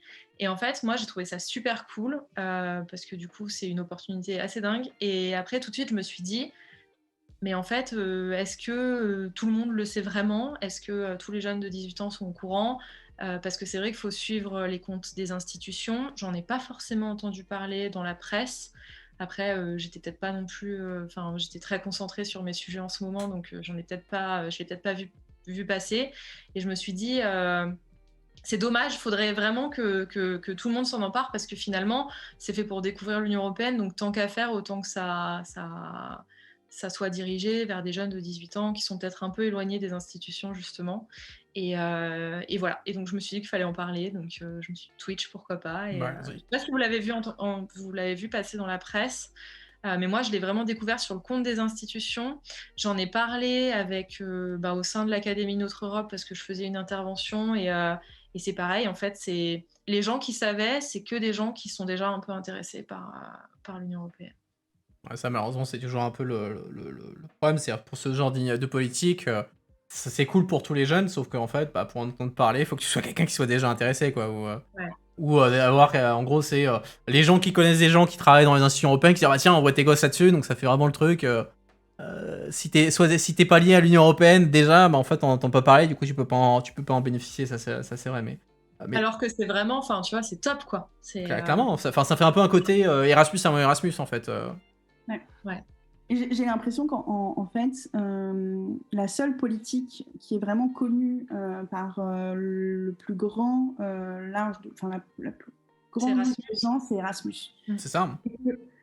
Et qu'en fait, tous les autres trucs qui sont connexes ou qui sont pour les jeunes ou les trucs comme ça, comme Discover EU, c'est pas connu du tout. Et c'est incroyable de voir à quel point il y a un gap entre les différentes politiques de l'UE, notamment celles qui sont plus à destination des jeunes, parce qu'il y a des politiques, il y en a qui sont très connues, la PAC est très connue, etc. Mais tu vois, enfin, Erasmus, c'est hyper connu.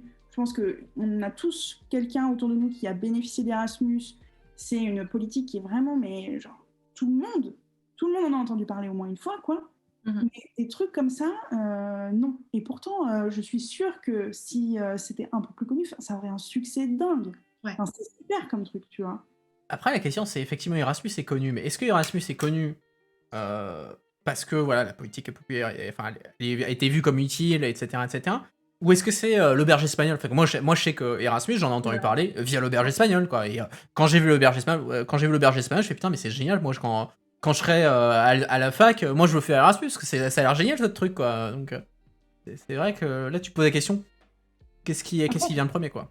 Je pense aussi que, enfin, alors Erasmus, moi, j'ai pas découvert par ce biais-là. J'ai découvert vraiment à la fac où en fait, à la fac, on te faisait vraiment une promotion d'Erasmus. Ouais. Les profs, l'administration de la fac, etc., poussent vraiment Erasmus, tu vois. Et c'était un truc du coup qui était vraiment poussé par le Natio. Je pense que ce programme du coup est poussé plus que par les institutions européennes. Et c'est là, du coup, que ça planche, quoi, parce que ça ne va pas plus loin de la bulle, quoi. Et ceux qui font des études européennes ou des trucs comme ça, quoi. Et c'est pour ça que je trouve que Discover EU, c'est vraiment bien, parce qu'en fait, ça touche des jeunes de 18 ans, ça veut dire qu'ils ne sont pas obligés de faire des études supérieures. Et c'est peut-être aussi, parce que finalement, Erasmus, moi je l'ai découvert, je ne l'ai pas fait, mais j'ai découvert quand j'étais à l'université, donc tu es déjà voilà, en post-bac. Là, 18 ans, finalement, tu touches et tu fais toucher le côté européen à des gens qui finalement voilà, vont peut-être pas faire des études ou sont en côté professionnel ou auront pas l'impression que l'Union européenne, enfin voilà, c'est dans leur quotidien. Et là, au contraire, ça permet, enfin tu vois, d'ouvrir un peu les horizons. Et je trouve ça dommage que ce soit pas plus connu. Surtout après, gens qui n'ont pas les moyens, par exemple, financiers, pour se payer. Enfin, tu vois, il n'y a pas tout le monde qui peut faire des voyages dans le lieu, quoi. Enfin, sur ce stage-là, en fait. Clairement. Et moi, je me souviens, Discover EU, si mes souvenirs sont bons, en gros, c'est un peu le résultat de la campagne de Weber, qui a passé une bonne partie du mandat dernier.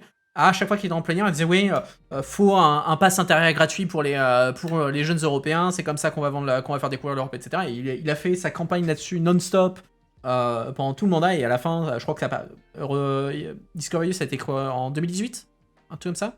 Je crois bien, ouais. Ouais, 2018.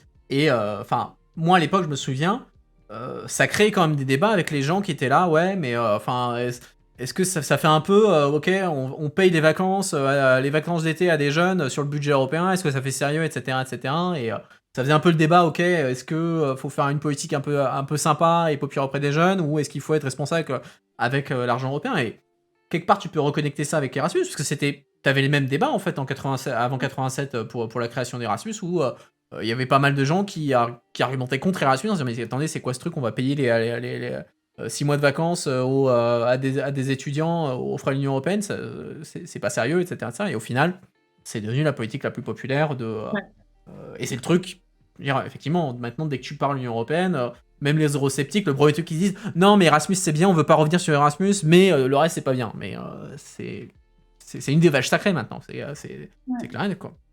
Mais parce que toutes les critiques qu'il peut y avoir à l'égard de ce genre de politique, je trouve que c'est quand même omettre l'importance de l'aspect culturel, de l'aspect de l'enrichissement que ça peut avoir d'aller dans des pays européens, parce que même si tu y vas pour faire du tourisme classique, que tu y vas pas pour aller te taper tous les musées du coin, tu es quand même dans un autre pays, tu découvres une autre culture qui est quand même assez proche, mine de rien, de la tienne. Enfin, c'est très étrange d'être dans un autre pays de l'Union européenne parce que tu te sens à la maison, et en même temps, tu sens que t'es pas en France, quoi. Enfin, tu sens qu'il y a des différences, mais qu'il y a beaucoup de points communs. Et en fait, si tu veux créer ce sentiment d'appartenance, il faut du coup pousser à ce genre d'initiative pour que les gens puissent se rendre compte un petit peu, d'un point de vue culturel, comment c'est, quoi. Et ça peut pas être que de l'économique, en fait, tu vois, genre... si tu veux que ça marche aussi, et si tu veux que l'aspect économique fonctionne, il faut que tu aies des gens qui adhèrent à ce machin, et ça passe par la culture, quoi. Enfin... Bah, c'est clair, enfin, je veux dire, un autre truc qui était demandé régulièrement par la commission culture, c'est de dire, bah ouais, il faudrait faire une espèce de passe culture pour les jeunes Européens, où tu dis, voilà, ils reçoivent X euros, et ils peuvent investir ça ils peuvent s'acheter des bouquins européens, de la musique européenne, des jeux européens, enfin des trucs pour découvrir la culture européenne. Et ça, effectivement, c'est le genre de truc qui, effectivement, ça serait super populaire instantanément parce que tu dis aux gens, bah tiens, voilà, prends le truc et va découvrir de la culture européenne. C'est vrai que ça serait un truc qui marche instantanément, quoi. Et on voit bien quand les conseils régionaux le font, on voit bien quand l'État le fait, etc. C'est instantané, quoi. Et juste vas-y, Audrey, aussi. Quand t'as 18 ans, en plus, je pense que c'est des souvenirs qui te marquent, tu vois. Enfin, clairement, si tu vas quelques jours, je sais pas, en Pologne ou quoi, je pense que c'est quelque chose que tu gardes pour toute ta vie. Et je pense que c'est le moment où il faut justement créer de l'intégration et créer des souvenirs européens, tu vois, pour après le côté citoyen. Je pense que c'est pile le bon âge. Et puis franchement, on est 430 millions, on peut bien payer 3 billets de train à 3 gamins de 18 ans, quoi. Enfin, je pense pas que ce soit le truc. Enfin, je te dis 3 billets, je rigole. Mais c'est vrai que c'est important, surtout quand tu te places dans la perspective de jeunes qui n'ont pas les moyens de voyager, parce que c'est vrai qu'Erasmus, alors maintenant c'est un peu plus démocratisé, etc., mais à une époque c'était vraiment, fallait que tu sois face des études supérieures, et sous-entendu, fallait que tu sois déjà CSP+, pour pouvoir bénéficier d'Erasmus. Et c'est vrai qu'à 18 ans, ça permet à des jeunes qui ne voyagent pas normalement, qui ne pourraient pas sortir de France autrement, ou de leur pays d'origine. C'est vrai que c'est un moyen d'ouvrir un peu les horizons, quoi. Et ça peut susciter des vocations derrière. C'est clair et net. Hein. Et moi, clairement, moi, je suis parti sur un parcours international dans mes études supérieures parce que je voulais faire Erasmus. Moi c'est vraiment j'ai vu l'auberge espagnole, je me suis dit, c'est génial ce truc. Tu vois t'as des gens avec plein de cultures différentes et tout. Moi moi je voulais parler. Non mais c'est vrai que c'était un truc. L'idée de te retrouver dans la réalité d'Erasmus, ça n'est pas ça, mais on te montre Erasmus comme étant, tu te retrouves dans une énorme coloc ou avec des Espagnols, des Français, des Britanniques, chacun avec ses particularismes différents, etc. Tu te marres et tu te marres ensemble et tout. Enfin, c'est super vendeur comme projet, quoi. Moi, je suis là, putain, mais ouais, carrément, quoi. Moi, si je signe où vous voulez, je fais ce que vous voulez pour avoir accès à ça, quoi. Donc, c'est ultra enrichissant. Et ça vend du rêve, en fait. Tu vends un idéal, quoi. T'es là, ouais, c'est ça, l'Europe, c'est ça que ça devrait être. Ouais. Donc, c'est clair. Et pour finir un peu sur Discover You, parce que j'ai vu la statistique la semaine dernière, c'est que ça a quand même touché quelques gens. Hein. Je crois qu'entre 2018 et 2022, c'est 750 000 jeunes qui ont pu bénéficier du pass gratuit pour pouvoir voyager un peu dans l'Union européenne. Donc ça a eu du succès, et au point d'ailleurs que ça avait fait cracher les serveurs de la commission quand ils avaient lancé le truc. Pour une fois qu'ils ont craché leur serveur. Pour un truc bien en plus. Mais il n'empêche que je me dis que les mecs qui en ont profité, c'est pas forcément. Enfin, tu vois. Je suis d'accord. Mais c'est quand même être un peu con. Discover You, du coup, c'est donc les trucs gratuits, etc. Mais en plus de ça, t'as les passes Interrail, du coup, qui sont, alors eux, payants, mais qui sont, mine de rien, quand même assez avantageux. Et ça, je me demande combien il y en a qui sont vendus par an, du coup, parce que ça doit être aussi énorme, non ? Aucune idée. Je suis sûr que la statistique doit exister quelque part. Ouais, je regarde, parce que si tu me dis qu'il y a déjà tous ces billets-là qui sont partis pendant cette période, je pense que le pass Interrail, ça doit aussi pas mal partir, quoi. Ouais, et puis ça connecte. Ça connecte un peu avec aussi des débats nationaux qu'il y a. Enfin, je veux dire, vous avez vu cet été là les billets de train gratuits en Allemagne, ou non, pas gratuits, à 9 €, je crois que c'était un truc comme ça. Ouais, c'est joli, quoi. Ouais. C'est ça, donc maintenant il y a des débats en France, il y a bah tiens, pourquoi on fait pas la même chose pour que les Allemands. Je suis sûr qu'à mon avis il y a eu la même conversation quelque part au Parlement européen. Oui, puis surtout qu'il y a un peu l'enjeu de dire que le train c'est un peu l'avenir du transport. Enfin, si on veut pouvoir voyager dans l'Europe sans utiliser l'avion etc., il va falloir investir dans le train, quoi. Donc, c'est clair et net. Quelque chose à ajouter sur Discover You ? Non, on a fait le tour. Alors chat, à moins que vous ayez une question brûlante, bah écoutez, on va passer à Jen. Jen, de quoi tu veux nous parler aujourd'hui ? Oui, alors moi je voulais parler d'un truc que nous on connaît, parce que nous on est des gros geeks de l'UE et que on a un peu des passions chiantes, mais que la majorité des gens ne connaissent pas parce que je pense qu'ils ont des passions un petit peu plus cool que les nôtres. C'est du coup l'initiative citoyenne européenne. Qui est un machin qui, pour une fois, on notera que c'est pas un nom compliqué, pompeux ou quoi que ce soit, c'est assez compréhensible. On note que l'Union européenne aura fait un effort à ce sujet. Donc, je ne sais pas si dans le chat, les gens connaissent ce que c'est que l'initiative citoyenne européenne, mais c'est, à mon sens, un outil démocratique qui est trop peu connu, qui est très intéressant sur le papier, mais qui aussi est touché par des limites et qui vit des obstacles, mais qui sont même du fait même de son fonctionnement, en fait, de comment c'est foutu. Encore une fois, hein, l'Union européenne arrive à faire des trucs cool, mais après, quand il s'agit de mettre en œuvre, c'est toujours un peu trop le bordel. Pas mettre du simple à chaque fois.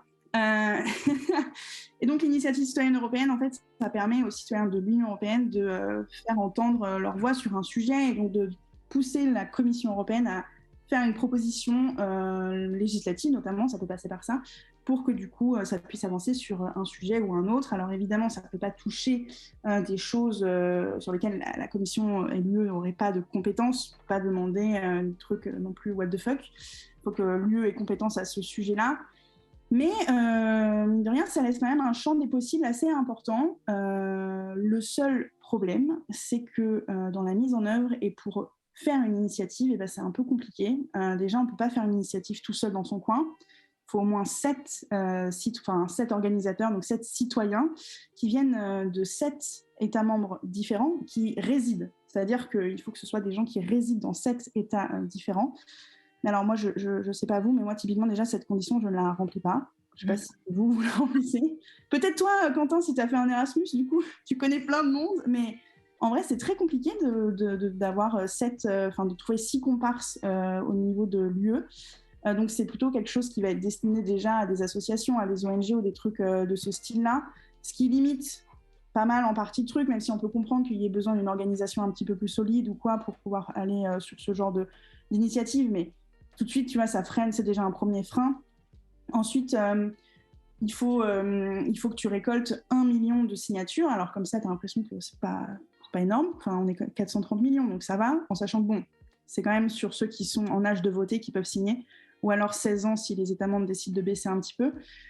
Mais bon, 1 million de signatures, eh ben, c'est quand même très compliqué à avoir parce que tu ne peux pas avoir 1 million de signatures françaises, par exemple. Il faut que tu aies 1 million de signatures qui viennent de 7 États membres différents minimum, en sachant que tu as des sortes de quotas par pays. Donc, plus tu es un petit pays, plus ça va être des petits nombres de signatures. Par exemple, les pays comme le Luxembourg, Malte, ou des trucs comme ça va être genre 4000 signatures, alors que des pays comme l'Allemagne, il faudrait 67 000 signatures. Donc forcément, le truc est un peu compliqué et on le voit dans les faits puisqu'il y a eu plus de 90, je crois, aux alentours de 90 initiatives qui ont été lancées et il n'y en a que 7 qui sont parvenues à obtenir ces signatures. Et une fois que tu as réussi à avoir ces signatures, donc on voit qu'il n'y en a pas beaucoup qui en ont eu, eh ben, tu dois te retrouver face à la Commission européenne qui a le droit de vie ou de mort sur ton initiative et qui peut donc décider de ne pas faire suite à ta demande et t'envoyer paître, alors que tu auras pendant très longtemps essayé de faire monter ton sujet. Pour précision, il y a 1 an de délai pour pouvoir récolter toutes ces signatures. Et donc voilà, donc moi je voulais parler de ce sujet-là parce que je trouve que c'est un bel outil, mais qui est quand même sujet à beaucoup trop de freins et qui en fait finalement devient presque décourageant, puisque on voyait qu'au début l'outil, quand il a été mis en place, ça a été mis en place en 2012. Il y avait pas mal de gens, il y avait pas mal d'initiatives qui commençaient à popper, et là de moins en moins d'initiatives du coup voient le jour au fur et à mesure, parce que je pense que toutes les organisations qui sont en mesure de pouvoir produire des initiatives et d'avoir la force d'organisation pour faire ces initiatives, en fait, se disent que ça vaut même pas la peine parce qu'elles iront jamais au bout, quoi. Donc il y a un côté, le frein de fonctionnement, et le deuxième frein, c'est évidemment le fait que peu de gens connaissent ces initiatives-là, que ça existe. Moi, je l'ai su parce que j'avais fait des études de droit, mais donc voilà, tu vois, c'est très très niche, quoi. Je pense que quand tu fais pas de choses reliées aux questions européennes, tu en entends pas parler. Et donc, c'est vraiment très, très dommageable, je pense, pour la démocratie européenne, parce que c'est une critique qui revient très souvent. Donc, il y a des outils qui existent, mais ils ne vont jamais au bout. Donc voilà. Et même, tu vois, en bossant sur ce sujet, je me suis dit, est-ce que moi, j'ai signé une initiative ? Est-ce que j'ai signé une initiative ? Et je me suis rendu compte que non, en fait. Je n'en ai jamais signé. Même signé une, tu vois. Parce qu'en fait, je ne vais pas sur le site de la commission, et je ne vais pas sur le site des initiatives et je les vois pas passer dans les autres canaux, réseaux sociaux ou quoi, j'en ai jamais vu passer. Et je vais pas passer mon temps à aller sur le site de la commission, alors que moi, je bosse dans ce truc-là. Donc j'imagine que pour les gens, qu'est-ce que tu vas t'embêter à aller sur ce site, tu vois. Tu sais même pas qu'il existe, quoi. Ouais. Donc voilà, donc, je sais pas si vous, vous connaissez, mais je sais pas de comment vous avez appris que ça existait, si vous avez déjà signé une initiative, et si même vous avez peut-être déjà participé à la création d'une initiative, que ce soit vous deux, ou dans le chat même. Audrey, vas-y.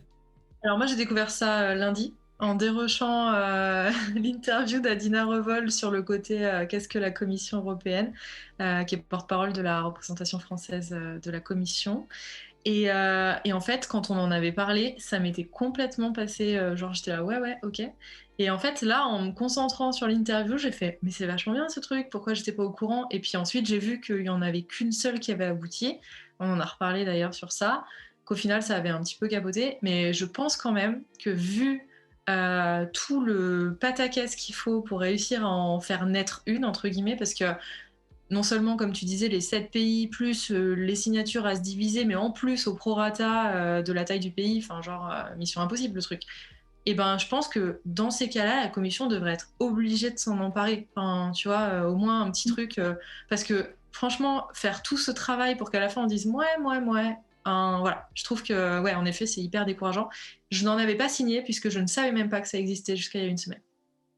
Moi, j'en avais entendu parler quand j'étais au PE, et moi-même, c'est quand j'avais aussi dans mon mémoire de fin d'études, j'avais pas fait une partie sur justement ça, parce que j'avais fait un truc sur la démocratisation de l'Union européenne numérique, enfin voilà, et j'ai dû faire quelques paragraphes sur ça, donc je connaissais le truc.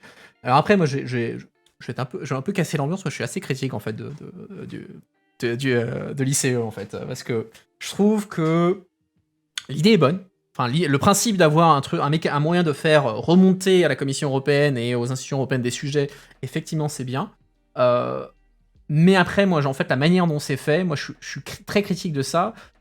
Pas parce que les conditions d'éligibilité sont extrêmement compliquées à atteindre, et parce que je comprends d'un côté aussi, tu dois avoir des critères d'éligibilité qui sont assez hauts, parce que sinon, la Commission européenne va se retrouver inondée avec 3 millions de pétitions différentes. Et si tu veux faire passer un truc au niveau européen, je veux dire, faut pas que ce soit juste 1 million d'Allemands qui ont dit, bah tiens, on va faire un truc, et bah tiens, les Allemands décident, imposent la politique la politique qu'ils veulent à la Commission européenne, qui est obligée de suivre, parce qu'il y a 1 million d'Allemands qui ont signé. Donc je comprends, moi, le fait qu'il y ait des seuils, etc., moi, ça me semble normal, pour des raisons pratiques et aussi des raisons politiques. Après, moi, je suis assez critique du truc, parce que, dans les faits, tu l'as mentionné, c'est en fait, pour moi, c'est devenu un outil en fait des ONG, d'associations, etc., etc. Pour moi, aujourd'hui, quand j'entends parler des ICE et de la commission Petty en général au Parlement européen, pour moi, c'est uniquement un outil de lobbying. C'est en gros, tu vas avoir une ONG qui, dans le cadre de sa campagne de lobby sur tel ou tel sujet, va dire, bah tiens, je vais lancer une ICE. Si ça passe, bah tant mieux, je peux foutre un coup de pression à la Commission européenne. Et si ça passe pas, bah tiens, je peux aller gueuler auprès de la Commission européenne en disant, ah, c'est scandaleux, vous voyez, il y a quand même 500 000 personnes qui ont signé ma truc, et vous refusez d'entendre les citoyens européens, etc. Donc moi, je suis assez critique, parce qu'en fait, ça a été un peu dénaturé, en fait, entre guillemets. Maintenant, c'est vraiment le truc pour que les ONG puissent se faire plaisir dans le cadre de leur campagne de lobbying. Ce qui n'est pas nécessairement complètement illégitime, hein, je veux dire, tu peux faire monter des sujets via ça, mais c'est plus une initiative citoyenne. C'est un peu le même phénomène que les consultations publiques de la Commission européenne. Sur le papier, c'est sans être un truc où, donc les consultations européennes, pour le chat, c'est à chaque fois qu'il y a une initiative législative ou n'importe quelle initiative de la Commission européenne a l'obligation d'ouvrir une consultation, c'est-à-dire à un moment donné, elle doit dire, bah voilà, moi je pense faire ça sur tel sujet, dites-moi ce que vous en pensez. Et c'est ouvert à tout le monde, hein. N'importe quel citoyen, une ONG, une entreprise, n'importe qui peut aller sur le site de la Commission européenne, dire, bah voilà, nous, ce qu'on pense sur votre proposition, ce que vous proposez. Ça, c'est la théorie. En pratique, la consultation publique, c'est rempli que par des lobbies. C'est rempli par des lobbies, et il y a aussi énormément de citoyens qui signent, qui remplissent les consultations publiques, mais à l'initiative de ONG, qui en fait vont circuler à leurs militants, bah tenez, il y a une consultation européenne, voilà la réponse type, copier-coller et envoyer ça. Et en fait, je retrouve que dans l'immense majorité des réponses de citoyens, sont des copier-coller du position paper de telle ou telle ONG qui aura mobilisé ses militants. Donc ça dénature un peu le côté bottom-up. Hein, c'est un peu dommage. Et c'est un peu... j'ai envie de dire, c'est pas seulement un problème de conception, je pense que c'est de nature... c'est endémique. Je veux dire, moi, je me souviens, j'avais fait des streams sur la conférence sur le futur de l'Europe, où on était allé regarder les propositions sur l'espèce de portail qu'ils avaient fait pour permettre aux citoyens justement de proposer des idées. Donc là, il n'y avait pas de seuil ni quoi que ce soit, vraiment n'importe qui pouvait mettre ses idées. Donc on était allé voir les idées qui étaient au top, hein, qui avaient plus été soutenues par les gens. Et bon, déjà, il n'y avait pas grand monde qui avait entendu parler du machin, donc déjà pour commencer, ça a commencé mal. Mais derrière, en fait, quand j'avais fait le stream, on avait commencé à regarder avec mon chat, et en fait, on s'est aperçu que quasiment la moitié des propositions qui étaient là, c'était des propositions de lobby. Qui soit ils étaient honnêtes et ils mettaient leur propre nom en disant voilà, il y avait notamment, c'était un syndicat européen, les clients de la CFDT ou un truc comme ça, qui avait fait des propositions en son nom sur la conférence. Et du coup, t'avais plein de trucs du syndicat qui avait réussi à avoir des tops. Et t'avais des trucs un peu plus vicieux, où en gros, on avait cherché un peu. C'est une ONG qui avait mis sa proposition, et ensuite, derrière, c'est le staff de l'ONG qui se loguait sur son propre nom en disant « Ah, c'est génial cette idée !» pour faire monter artificiellement l'idée. Quand t'es là, ouais, bon, bah en fait, tu te retrouves avec un truc complètement artificiel et enfin, ça dénature complètement l'outil. Donc, voilà, moi sur l'ICE, pour moi, l'idée est bonne. Effectivement, il faudrait trouver un mécanisme pour que ça fonctionne mieux, pour faire plus de bottom-up, mais en fait, c'est plus possible.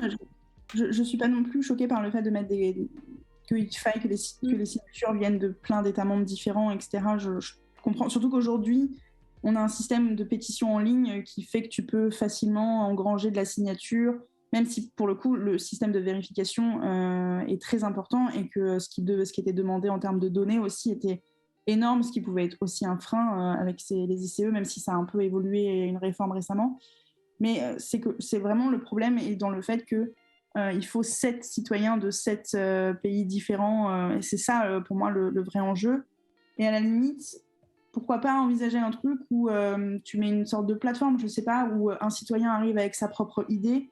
Et en fait, un service existe, tu mutualises. on les met en commun avec ceux qui ont leurs idées. Et on leur dit, bah, regardez, là, je vois qu'il y a cette idée, elle revient dans, je sais pas, 15 pays.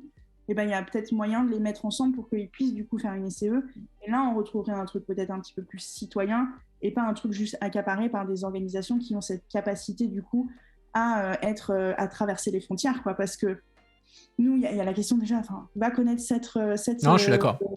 bus qui sont pas de ton pays, et puis il y a la barrière de la langue, mine de rien. Enfin, genre, il n'y a pas tout le monde qui parle l'anglais ou même d'autres langues européennes, tu vois, donc ça met déjà un frein. Et c'est pas parce que tu parles, par exemple, pas de langue autre que la tienne que ça veut dire que t'es pas profondément convaincu par l'Europe ou que t'es pas intéressé ou machin, tu vois. Donc, à mon avis, il faudrait créer une sorte de... tu vois, un petit peu de speed dating de citoyens qui ont la même idée, on les fout ensemble et puis ensuite ils se lancent et puis quitte à ce qu'ils soient accompagnés par un service de la commission pour qu'ils puissent faire leur truc et tout. Enfin, tu vois, moi ça me semblerait pas débile que la commission se mette un petit peu plus à la disposition pour que ce genre d'initiative puisse voir le jour. Voilà, mais c'est vraiment dommage que ce soit décourageant à ce point et qu'en plus tu vois même que pour des organisations ONG c'est décourageant aussi parce que du coup elles l'utilisent même plus non plus ce truc, quoi. Enfin, c'est fou. Et parce que la commission vraiment on voit chier. Alors après que tu vois la commission soit dans l'obligation Non, j'y pensais parce que tu vois le Sénat là depuis leur mise en place de leur plateforme sur les pétitions. Vous avez sûrement entendu parler de la pétition pour l'interdiction d'un jour de chasse qui était l'année dernière. En fait, à partir du moment où tu dépasses un certain nombre de signatures, ils sont obligés de s'en emparer. Alors, ça ne veut pas dire qu'ils sont obligés de faire un truc, mais ils sont obligés de rendre un peu des comptes, entre guillemets. Là, ils ont fait une mission d'information. Je ne te dis pas que la commission va devoir obligatoirement, mais genre, le mettre de côté, sachant tout l'effort que ça demande, voilà, je trouve. Mais la commission, elle a pas l'obligation. Elle ne met pas vraiment de côté parce qu'elle est obligée de répondre. Ouais, voilà. Quand tu parviens à obtenir tes signatures, la commission est obligée de recevoir les organisateurs. Donc, du coup, il y a vraiment des organisations d'audition avec les organisateurs présents. Parfois, je crois que même le Parlement européen est impliqué là-dedans, etc. Et ensuite, elle doit faire une réponse motivée, même si elle dit non, tu vois. D'accord, ok. Il y a quand même, enfin, genre, elle laisse pas ça dans le tiroir, ouais, ça a été t'as quand même le minimum, quoi. Il y a quand même un truc où elle doit répondre. Par contre, c'est sûr que tu vois, elle peut pas toujours tout faire. Et des fois, même, il y a des sujets qui sont hyper touchy. Il y en avait une qui est d'ailleurs celle qui a engrangé le plus de signatures, qui s'appelait One of Us, je crois, ou un truc comme ça, qui portait sur l'interdiction de l'avortement, l'embryon, et donc du coup l'interdiction de l'avortement, tu vois. Et là, c'est quand même ultra touchy, surtout pour la commission, la compétence. Elle est pas, enfin, est-ce qu'elle est là, est-ce qu'elle est pas là, tu vois, parce qu'ils se sont, en plus, ils ont été malins, ils se sont basés sur la dignité humaine, qui est quelque chose qui est du coup consacré par les traités européens. Donc effectivement, il y avait compétence. Tu parles de la dignité humaine parce que voilà. Mais bon, c'est super chaud, tu vois. Et donc, voilà. Mais au moins, pour le coup, elle a une obligation de réponse. Et d'ailleurs, les réponses sont ultra motivées. Enfin, genre, tu regardes, elles sont même en ligne, les réponses, elles sont à disposition de tout le monde. Moi, j'ai regardé tout à l'heure et tout, un peu. Donc, ils argumentent, quoi. Ils ne laissent pas non plus dans le tiroir, quoi. Mais bon.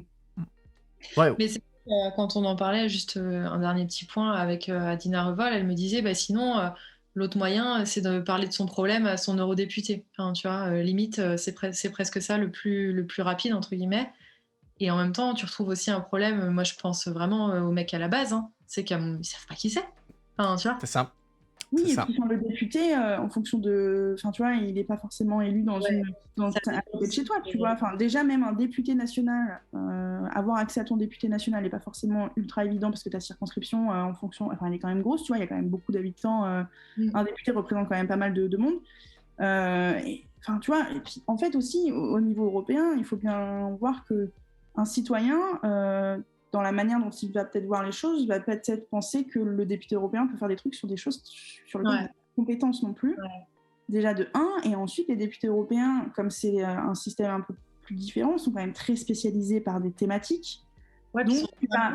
Donc, ouais, mais par exemple, tu vois, je sais pas, dans toutes les délégations françaises, ils ont des thématiques où ils sont spécialisés, ils sont vraiment par thématique, quoi. Donc, tu vas en avoir qui vont être très spécialisés sur le numérique, et donc, du coup, deviendraient peut-être le référent numérique au niveau de leur pays. Ouais, après moi, la manière dont ça se passait, effectivement, tu te fais solliciter souvent des sollicitations, enfin, des citoyens qui t'envoient un mail, ou tu reçois un courrier, etc., etc.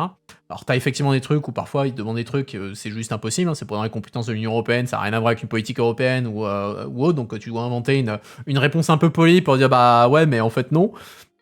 Et après, quand t'as des questions qui sont pas sur les sujets sur lesquels t'es spécialisé, en général, ce que tu fais, c'est que tu passes le coup de fil à ton collègue du bureau, machin. Ah ouais, j'ai une question sur tel truc. Est-ce que tu peux vite fait j'ai drafté ça. Est-ce que tu peux me dire si c'est des conneries, si je dis pas de conneries ou un truc comme ça, ou est-ce que tu peux m'envoyer une note, un truc comme ça. Donc, effectivement, après derrière, dans l'organisation interne des délégations, ça fonctionne à peu près, quoi. Mais c'est vrai que effectivement, t'as raison. T'as le problème, c'est que et c'est le même problème pour les députés nationaux, c'est-à-dire que les gens ne savent pas nécessairement qui sont leurs députés, et c'est pas la porte à côté. Enfin, surtout dans le cadre français, comme on a décidé de passer à une de facto, enfin même pas de facto, on est passé à une liste nationale, t'as plus les circonscriptions en tant que telles. Bah ouais, bon, tu peux avoir députés qui disent bah ouais, moi je suis plutôt député du Sud, je suis plutôt député de l'Ouest, je suis député des RUP, etc. Mais après, sur le papier, c'est pas marqué, quoi. Donc c'est vrai que c'est compliqué. Moi ça m'était arrivé d'avoir des citoyens qui écrivaient à mon chef en disant bah tiens, vous êtes le député de l'Ouest, de Paris, donc je vous ai retrouvé comme ça, bah voilà ma doléance, entre guillemets. Donc c'est comme ça que les gens retrouvent dans une circonscription nationale à qui t'écris, quoi. Ouais, après, je trouve même aujourd'hui encore, dans les délégations françaises, j'ai quand même l'impression que les députés sont quand même bien ancrés dans leur propre territoire. Ouais. Délégations confondues. Et donc, du coup, le côté territoire fonctionne encore un petit peu, mais fonctionne à mon sens. Moi, je le vois, hein, les députés que je vois et tout, je sens bien qu'ils sont très ancrés sur leur territoire et qu'ils essayent de faire remonter aussi les problématiques de leur territoire, etc. Mais bon, ça n'est plus formalisé, c'est ce que je veux dire. Ouais, complètement. Et puis, je trouve ça un peu aussi genre de dire oui, bah, le citoyen peut aller voir son député. Alors, ok, certes, mais si tu veux faire vraiment une organisation avec une démocratique et que tu veux mettre un peu l'accent sur la démocratie participative et que du coup tu crées un outil comme l'initiative citoyenne, tu peux pas répondre, dans ce cas ils peuvent aller voir leurs députés, tu vois, tu es censé mettre en place un outil qui fonctionne et qui est accessible, quoi. C'est clair. Puis peut-être que suite à la conférence sur le futur de l'Europe, la Commission elle avait dit qu'elle voulait institutionnaliser le contact direct avec les citoyens. Ça peut être un moyen qu'effectivement ils peuvent mettre en place pour essayer de remettre un peu d'ordre dans tout ça, quoi, et d'essayer d'améliorer le truc, parce que bon voilà, enfin, même si voilà, moi je suis très critique de l'ICE dans la manière dont elle fonctionne, etc. Sur le plan purement démocratique, c'est un truc qu'il faudrait explorer très clairement. Mais encore une fois, le problème c'est que tu peux mettre toutes les infrastructures en place, derrière le fait que les gens vont s'en saisir, tu le décrètes pas, quoi. Ils ont mis en place la plateforme numérique pour la conférence sur le futur de l'Europe. Concrètement, à part ceux qui étaient déjà convaincus, il n'y a personne qui s'en est mêlé, quoi. Ouais, non, mais complètement. Ça touche à la question sans réponse claire de la participation citoyenne au global, quoi. Qui va toucher toutes les strates, que ce soit de la démocratie participative avec des forces de proposition, même le vote, participation aux élections et tout comme ça, quoi. C'est là où on retombe un peu sur le sujet, la discussion qu'on avait sur Erasmus. C'est-à-dire qu'un sujet ne peut être relié qu'aux citoyens qu'à partir du moment où les échelons intermédiaires s'en emparent. C'est-à-dire où tu as le gouvernement, les partis politiques, les institutions, les universités, etc., qui relaient l'information aux citoyens et font en sorte qu'ils s'en saisissent. Et malheureusement, aujourd'hui, que ce soit les gouvernements ou les partis politiques, ils n'ont pas franchement intérêt à ce que les gens s'emparent d'eux-mêmes du sujet européen. Donc c'est un peu la difficulté, quoi. Pour terminer sur l'anecdote, je me souviens que j'avais fait un truc sur la conférence sur l'avenir de l'Europe, tu sais, avec les réunions en physique, en présentiel. Ouais, avec les panels, là. Pendant toute une matinée pour trouver des idées. Et il y avait genre peut-être la moitié de leurs réponses, c'était des choses qui existent déjà. Et en fait, le truc, c'est que ils le savent pas forcément, tu vois. Donc en gros, tu vois, il y a aussi tout ça aussi. Le background, il est pas forcément là, quoi. Et du coup, sur la conférence, quand il y avait ces réunions des panels, etc., ils étaient accompagnés d'experts sur les questions européennes. Et donc, du coup, qu'ils les aiguillaient, par exemple, quand ils voulaient des choses qui existaient déjà, et du coup, les gens étaient là pour les accompagner en disant non, mais ça, c'est déjà mis en place, etc. Mais enfin, peut-être pas partout et tout, mais en tout cas, ils essayaient d'avoir quand même des gens un peu avec eux. Ouais, même dans les panels, là, qui étaient, enfin, les panels européens, ceux qui allaient à Strasbourg, etc., enfin, encore une fois, moi, quand je regardais les conclusions de la conférence, les 2/3 des propositions qu'ils ont mises, c'est un win super facile pour la Commission européenne, parce que c'est soit des trucs qui sont de facto plus ou moins en place, ou de facto en cours. Donc en gros, la Commission européenne, sur les 2/3 des trucs, peut dire « Non mais c'est bon les gars, on est déjà sur le sujet, vous voyez, je fais tout ce que les citoyens veulent et je les ai pas attendus. » Et ça leur permet de foutre sous le tapis le tiers qui reste, où ils peuvent pas avancer, où c'est politique. Ça demanderait de l'initiative politique que la Commission européenne ne veut pas avoir, quoi. Donc, mais après, est-ce que c'est pas plus mal aussi que du coup, par ce biais-là, les citoyens se rendent compte que ce qu'ils souhaitent, déjà, tu vois, ça aussi participe un peu à la nécessité de pédagogie, ou je sais pas, même de se saisir de la thématique, où du coup, en fait, en travaillant dessus, en t'intéressant dessus, tu vas comprendre, tu vas réaliser que les choses existent déjà et qu'au final, du coup, ce que tu veux est déjà mis en place, quoi. Est-ce que c'est pas plus mal aussi pour le citoyen ? C'est bien pour le citoyen parce que du coup, tu leur dis, voilà, ça existe déjà, mais le citoyen va dire, en général, le citoyen va pas dire, il va pas se rasseoir en disant, ah bah ok, cool, très bien, je retire ma question, il va dire, ah bah en fait, faudrait faire plus. Ouais, mais tant mieux, ça veut dire qu'il sera encore plus ambitieux. Non, clair, et mais enfin, le problème avec ce genre d'outils, c'est qu'après tu peux avoir le problème, moi, mon problème avec la conférence, la conférence, j'étais très salé en fait, moi, sur la conférence du futur de l'Europe, parce que c'était un truc, je voulais que ça marche et je voyais le truc aller dans le mur, et donc du coup ça m'énervait. Donc je suis plein de sel, moi, en fait, quand je parle de la conférence sur le futur de l'Europe. Et pour moi, c'est une machine à fabriquer de la frustration, quoi. Parce que tu vas, en gros, dans la communication globale qui en a été faite de la conférence, les gens on a dit, ouais, vous pouvez changer l'Europe, vous pouvez faire vos propositions et tout, on va tout refaire de A à Z, alors que bon, dans les faits, ça allait certainement pas être le cas avec le Conseil et les États membres qui étaient là, qui y aller à reculons, s'ils pouvaient cramer la conférence sur le futur de l'Europe, ils l'auraient fait, ils auraient balancé le gasoil eux-mêmes. Et à côté, après, à la fin, tu dirais, bah, ok, mais en fait, bah, on peut rien faire. Bon, bah, merci d'être venu. Ça, là, les gens vont dire, mais attends, en fait, vous foutez ma gueule, quoi. Vous me demandez de mettre des idées, et après, les idées que je mets, bah, vous me dites, ah, c'est gentil d'être venu, mais on va rien faire, quoi. Donc, c'est là où moi, je trouvais l'exercice un peu risqué aussi, enfin, du moins dans la manière dont il a été vendu aux gens, quoi. Moi, j'attends toujours la convention. Non, on attend tous la convention. Là, on va attendre un moment, mais bon, là, c'est encore un autre sujet. Là, si on part sur la convention, je pense qu'on a encore pour 1h30 là. Bah écoutez, je vois le temps qui passe. Est-ce qu'il y a un autre sujet que vous voulez qu'on discute là? Ou je vous ai tous épuisés là déjà? Non, ça va, mais t'as pas une petite impro de carte blanche à faire du coup? Impro carte blanche, qu'est-ce que je peux vous improviser comme carte blanche? Le problème c'est que, ouais, en fait, j'ai déjà grillé mes cartes blanches, parce que sinon j'aurais pu parler de la conférence sur le futur de l'Europe, et j'ai déjà balancé tout mon sel là-dessus, donc bon, je peux pas trop d'improviser là comme ça un sujet. Bien sûr. Je te taquine. Bon, après, si, un truc qui est sympa que les gens ne savent pas, c'est Europe Créative. Europe Créative, c'est un programme européen qui permet de cofinancer, de soutenir la culture et de cofinancer des projets, des projets culturels. Donc, c'est un truc qui existe depuis un moment, hein, ça fait longtemps que ça existe maintenant, Creative Europe. Et concrètement, vous avez la Commission européenne, l'Union européenne, qui va cofinancer des films, qui va cofinancer de la musique, des festivals, etc., des jeux vidéo, etc. Donc en théorie, tu vois, c'est un peu comme les financements fonds régionaux, t'es censé mettre le logo à la fin de le petit drapeau européen, après il y en a qui l'oublient en cours de route ou qui le mettent tout à la fin des crédits. Mais ça c'est plutôt pas mal, je trouvais ça pas mal parce que ça permet aussi de faire connaître ça permet de faire vivre de la production un peu locale et de la faire circuler un peu autour, et derrière ça donne aussi une excuse un peu, je trouve, pour parler d'Europe, quoi. Moi à une époque je faisais ça sur la chaîne, je testais des jeux qui avaient été cofinancés par l'Union européenne. Et parfois t'as les gros trucs, hein, tu te surprends à dire, alors par exemple, alors je sais pas si vous connaissez les jeux vidéo, mais The Witcher 3 a été cofinancé par l'Union européenne, quoi. T'es là, putain, un blockbuster comme ça cofinancé par l'Union européenne. Bien joué la commission, même si derrière c'est pas très mis en avant, mais voilà. Ouais, c'est dommage. Mais d'ailleurs, sur ça, c'est que depuis que je vis à Bruxelles que je vois beaucoup plus, du coup, quand je vais au ciné, je vois du coup très souvent ce truc de financé par l'UE, ce que je ne voyais jamais quand j'étais au ciné en France. Alors, je ne sais pas si du coup, le placement des logos peut dépendre, etc., mais je le vois beaucoup plus apparaître depuis que je suis à Bruxelles. Sur les films, quand j'allais au cinéma français, je ne voyais jamais.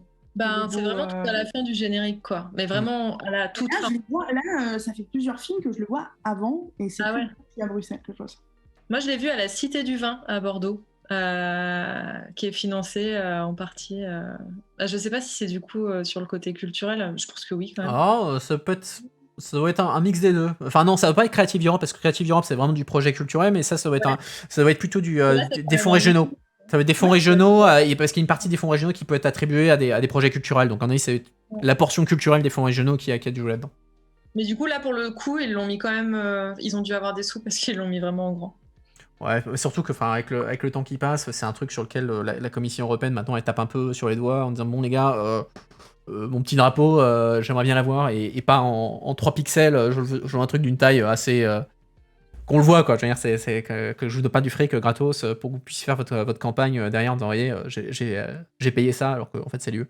Mais ouais, mon carte blanche sur Programme Europe Créatif, c'est super cool. T'as plein de films, plein de musique, plein de jeux, plein de trucs différents qui sont faits, des festivals et tout, et ça marche aussi bien pour des petits projets que des gros films ou des gros projets, et pour le coup c'est assez cool. Moi j'ai toujours trouvé ça très très bien. Parce que encore une fois, ça donne un aspect concret et dans la vie quotidienne des gens, au-delà du truc, alors ouais, l'Union européenne, elle fait des normes techniques sur les ampoules dans votre cuisine, etc. Non, là tu fais, bah ouais, l'Union européenne, elle a financé le dernier film que t'as vu, quoi. Ce qui est quand même plutôt classe quand tu réfléchis, et c'est un truc au niveau national. Je veux dire, tout le monde sait que l'État français cofinance des films, c'est marqué à chaque fois, t'as toujours les régions les régions aussi le font, donc il n'y a pas raison que l'Union européenne n'ait pas aussi son degré de mise en avant de ça, même si malheureusement les budgets restent légers, hein, évidemment. Hein, la culture, c'est pas une grande compétence de l'Union européenne, donc c'est saupoudré, mais bon, ça permet de faire des trucs quand même assez intéressants, et ça vaut la peine d'être au courant que ça existe. Donc voilà ma mini carte blanche complètement improvisée à l'arrache. Voilà. Voilà, je me suis fait bully sur ma propre chaîne pour faire une carte blanche. Merci. Merci d'être venu. Avec plaisir. Chat, je sais pas si vous voulez qu'on discute d'un sujet, je vous laisse une minute, sinon bah écoutez, on va commencer gentiment la petite conclusion. Mais ouais, sinon, dans tous les cas, moi je trouve ça cool, hein, j'espère que ça vous a plu, Jen, Audrey. Ouais, très agréable. Ah, parfait. Bon, écoutez, J'ai appris plein de trucs, moi. T'as appris plein de trucs, bah écoute, ça tombe bien comme ça. Moi aussi j'ai appris des trucs. J'ai appris des trucs, donc vous voyez, tout le monde s'en sort bien dans l'histoire. Donc ça sera une fois par mois sur ma chaîne. Alors pas tout le temps avec Audrey et Jennifer, je varie quand même un peu les gens, mais une fois par mois je vais amener des gens pour parler de choses diverses et variées, d'actu, aussi de trucs sur lesquels ils sont plus pointus, etc. J'ai Kian dans le chat qui demande, qui veut parler d'un sujet très léger. On peut le faire en 30 secondes top chrono, la crise énergétique. Nouvel emprunt pour la crise. Ouais. Nouvel emprunt pour la crise énergétique. Ça passe pas. Mais c'est pas l'Allemagne qui freine là L'Allemagne, elle freine pour en faire un truc au niveau européen, effectivement. Elle freine, hein, alors qu'ils font le truc à 200 milliards en Allemagne et ils freinent pour le niveau européen. Bah, même si là, Scholz y a laissé quelques plumes dans cette histoire-là, mais ouais, l'Allemagne, effectivement, c'est eux, ils ont mis 200 milliards sur la table et du coup, ça a mis un peu tout le monde en rogne. Mais je crois que, au dernier conseil, ils se sont fait un peu bully et du coup, ils ont dit oui, bon, bah d'accord, la Commission européenne peut éventuellement réfléchir un peu, mais enfin, bon, ils ont dit voilà, Commission, essaie de faire pondre un document pour voir si on peut y réfléchir et on verra derrière, quoi. Mais bon, c'est vrai que là. Ça me fume d'ailleurs sur le chat du coup. L'Allemagne a foutu la merde et ensuite le fun fact. C'est ça, tout est calculé. Tout est calculé. Mais oui, la commission doit présenter, je crois, des propositions mardi sur la crise énergétique là. Et j'ai vu aussi passer que il y avait que là cette semaine, quand il y a eu un conseil énergie, qu'ils s'étaient mis d'accord pour acheter du gaz en commun au niveau de l'Union. Ouais, j'ai entrevu un truc là-dessus aussi. Alors même si, mais 15% de gaz, je crois. J'ai pas le détail, mais j'ai vu qu'ils allaient acheter du gaz en commun. C'est décidé ou c'est juste la commission qui met la je crois que ça a été acté par le conseil qui s'est réuni cette semaine. D'accord, ok. J'ai vu passer un truc là-dessus. J'ai vu passer un brief, mais je l'ai laissé passer lamentablement. Et non, c'était pas le cas pour le gaz. Non, il y a pas. Le seul truc où il y avait des achats en commun, c'était pour le vaccin. C'est la première fois qu'ils le faisaient. Et par contre, ce qu'il y a eu entre guillemets en commun, c'est le stockage de gaz. Où effectivement, il y a du stockage de gaz qui est fait en commun et que au mois de septembre, ils avaient déjà rempli 80% de leur objectif de stockage. Ouais, ce qui est plutôt bien joué parce que d'habitude, ils étaient beaucoup plus en retard. Il y avait l'accord sur les énergies aussi entre la France et l'Allemagne, alors pas sur le gaz, mais sur le fait de se donner de l'électricité les uns avec les autres si jamais il y en a qui arrivaient à manquer cet hiver, je crois. Hein. D'accord. Avec Scholz. Ouais. Moi, j'ai pas vu. Moi, je sais que Scholz et les Espagnols mettent des coups de pression à Macron pour construire le gazoduc entre l'Espagne et l'Allemagne.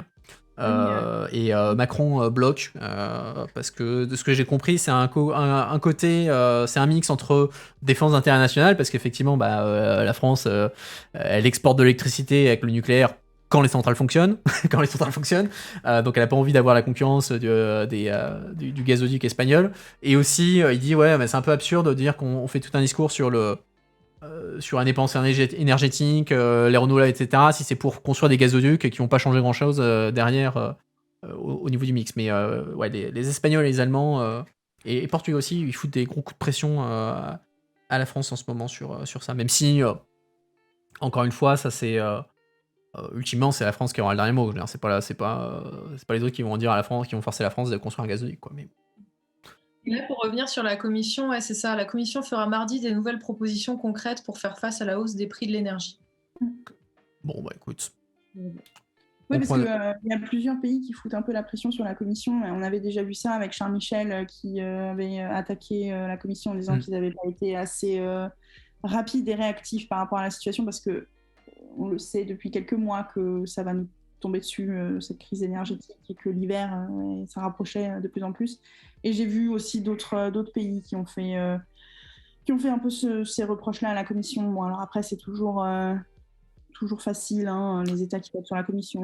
Je crois qu'il y a une lettre de 15 pays qui a été écrite. Il y a 15 pays qui ont écrit une lettre, il me semble, à la Commission européenne pour dire attention, là, sur le gaz, bougez-vous, vous pouvez pas nous botter en touche sur le sujet. Donc, il y a quand même pas mal de pression pour le coup du Conseil sur la Commission.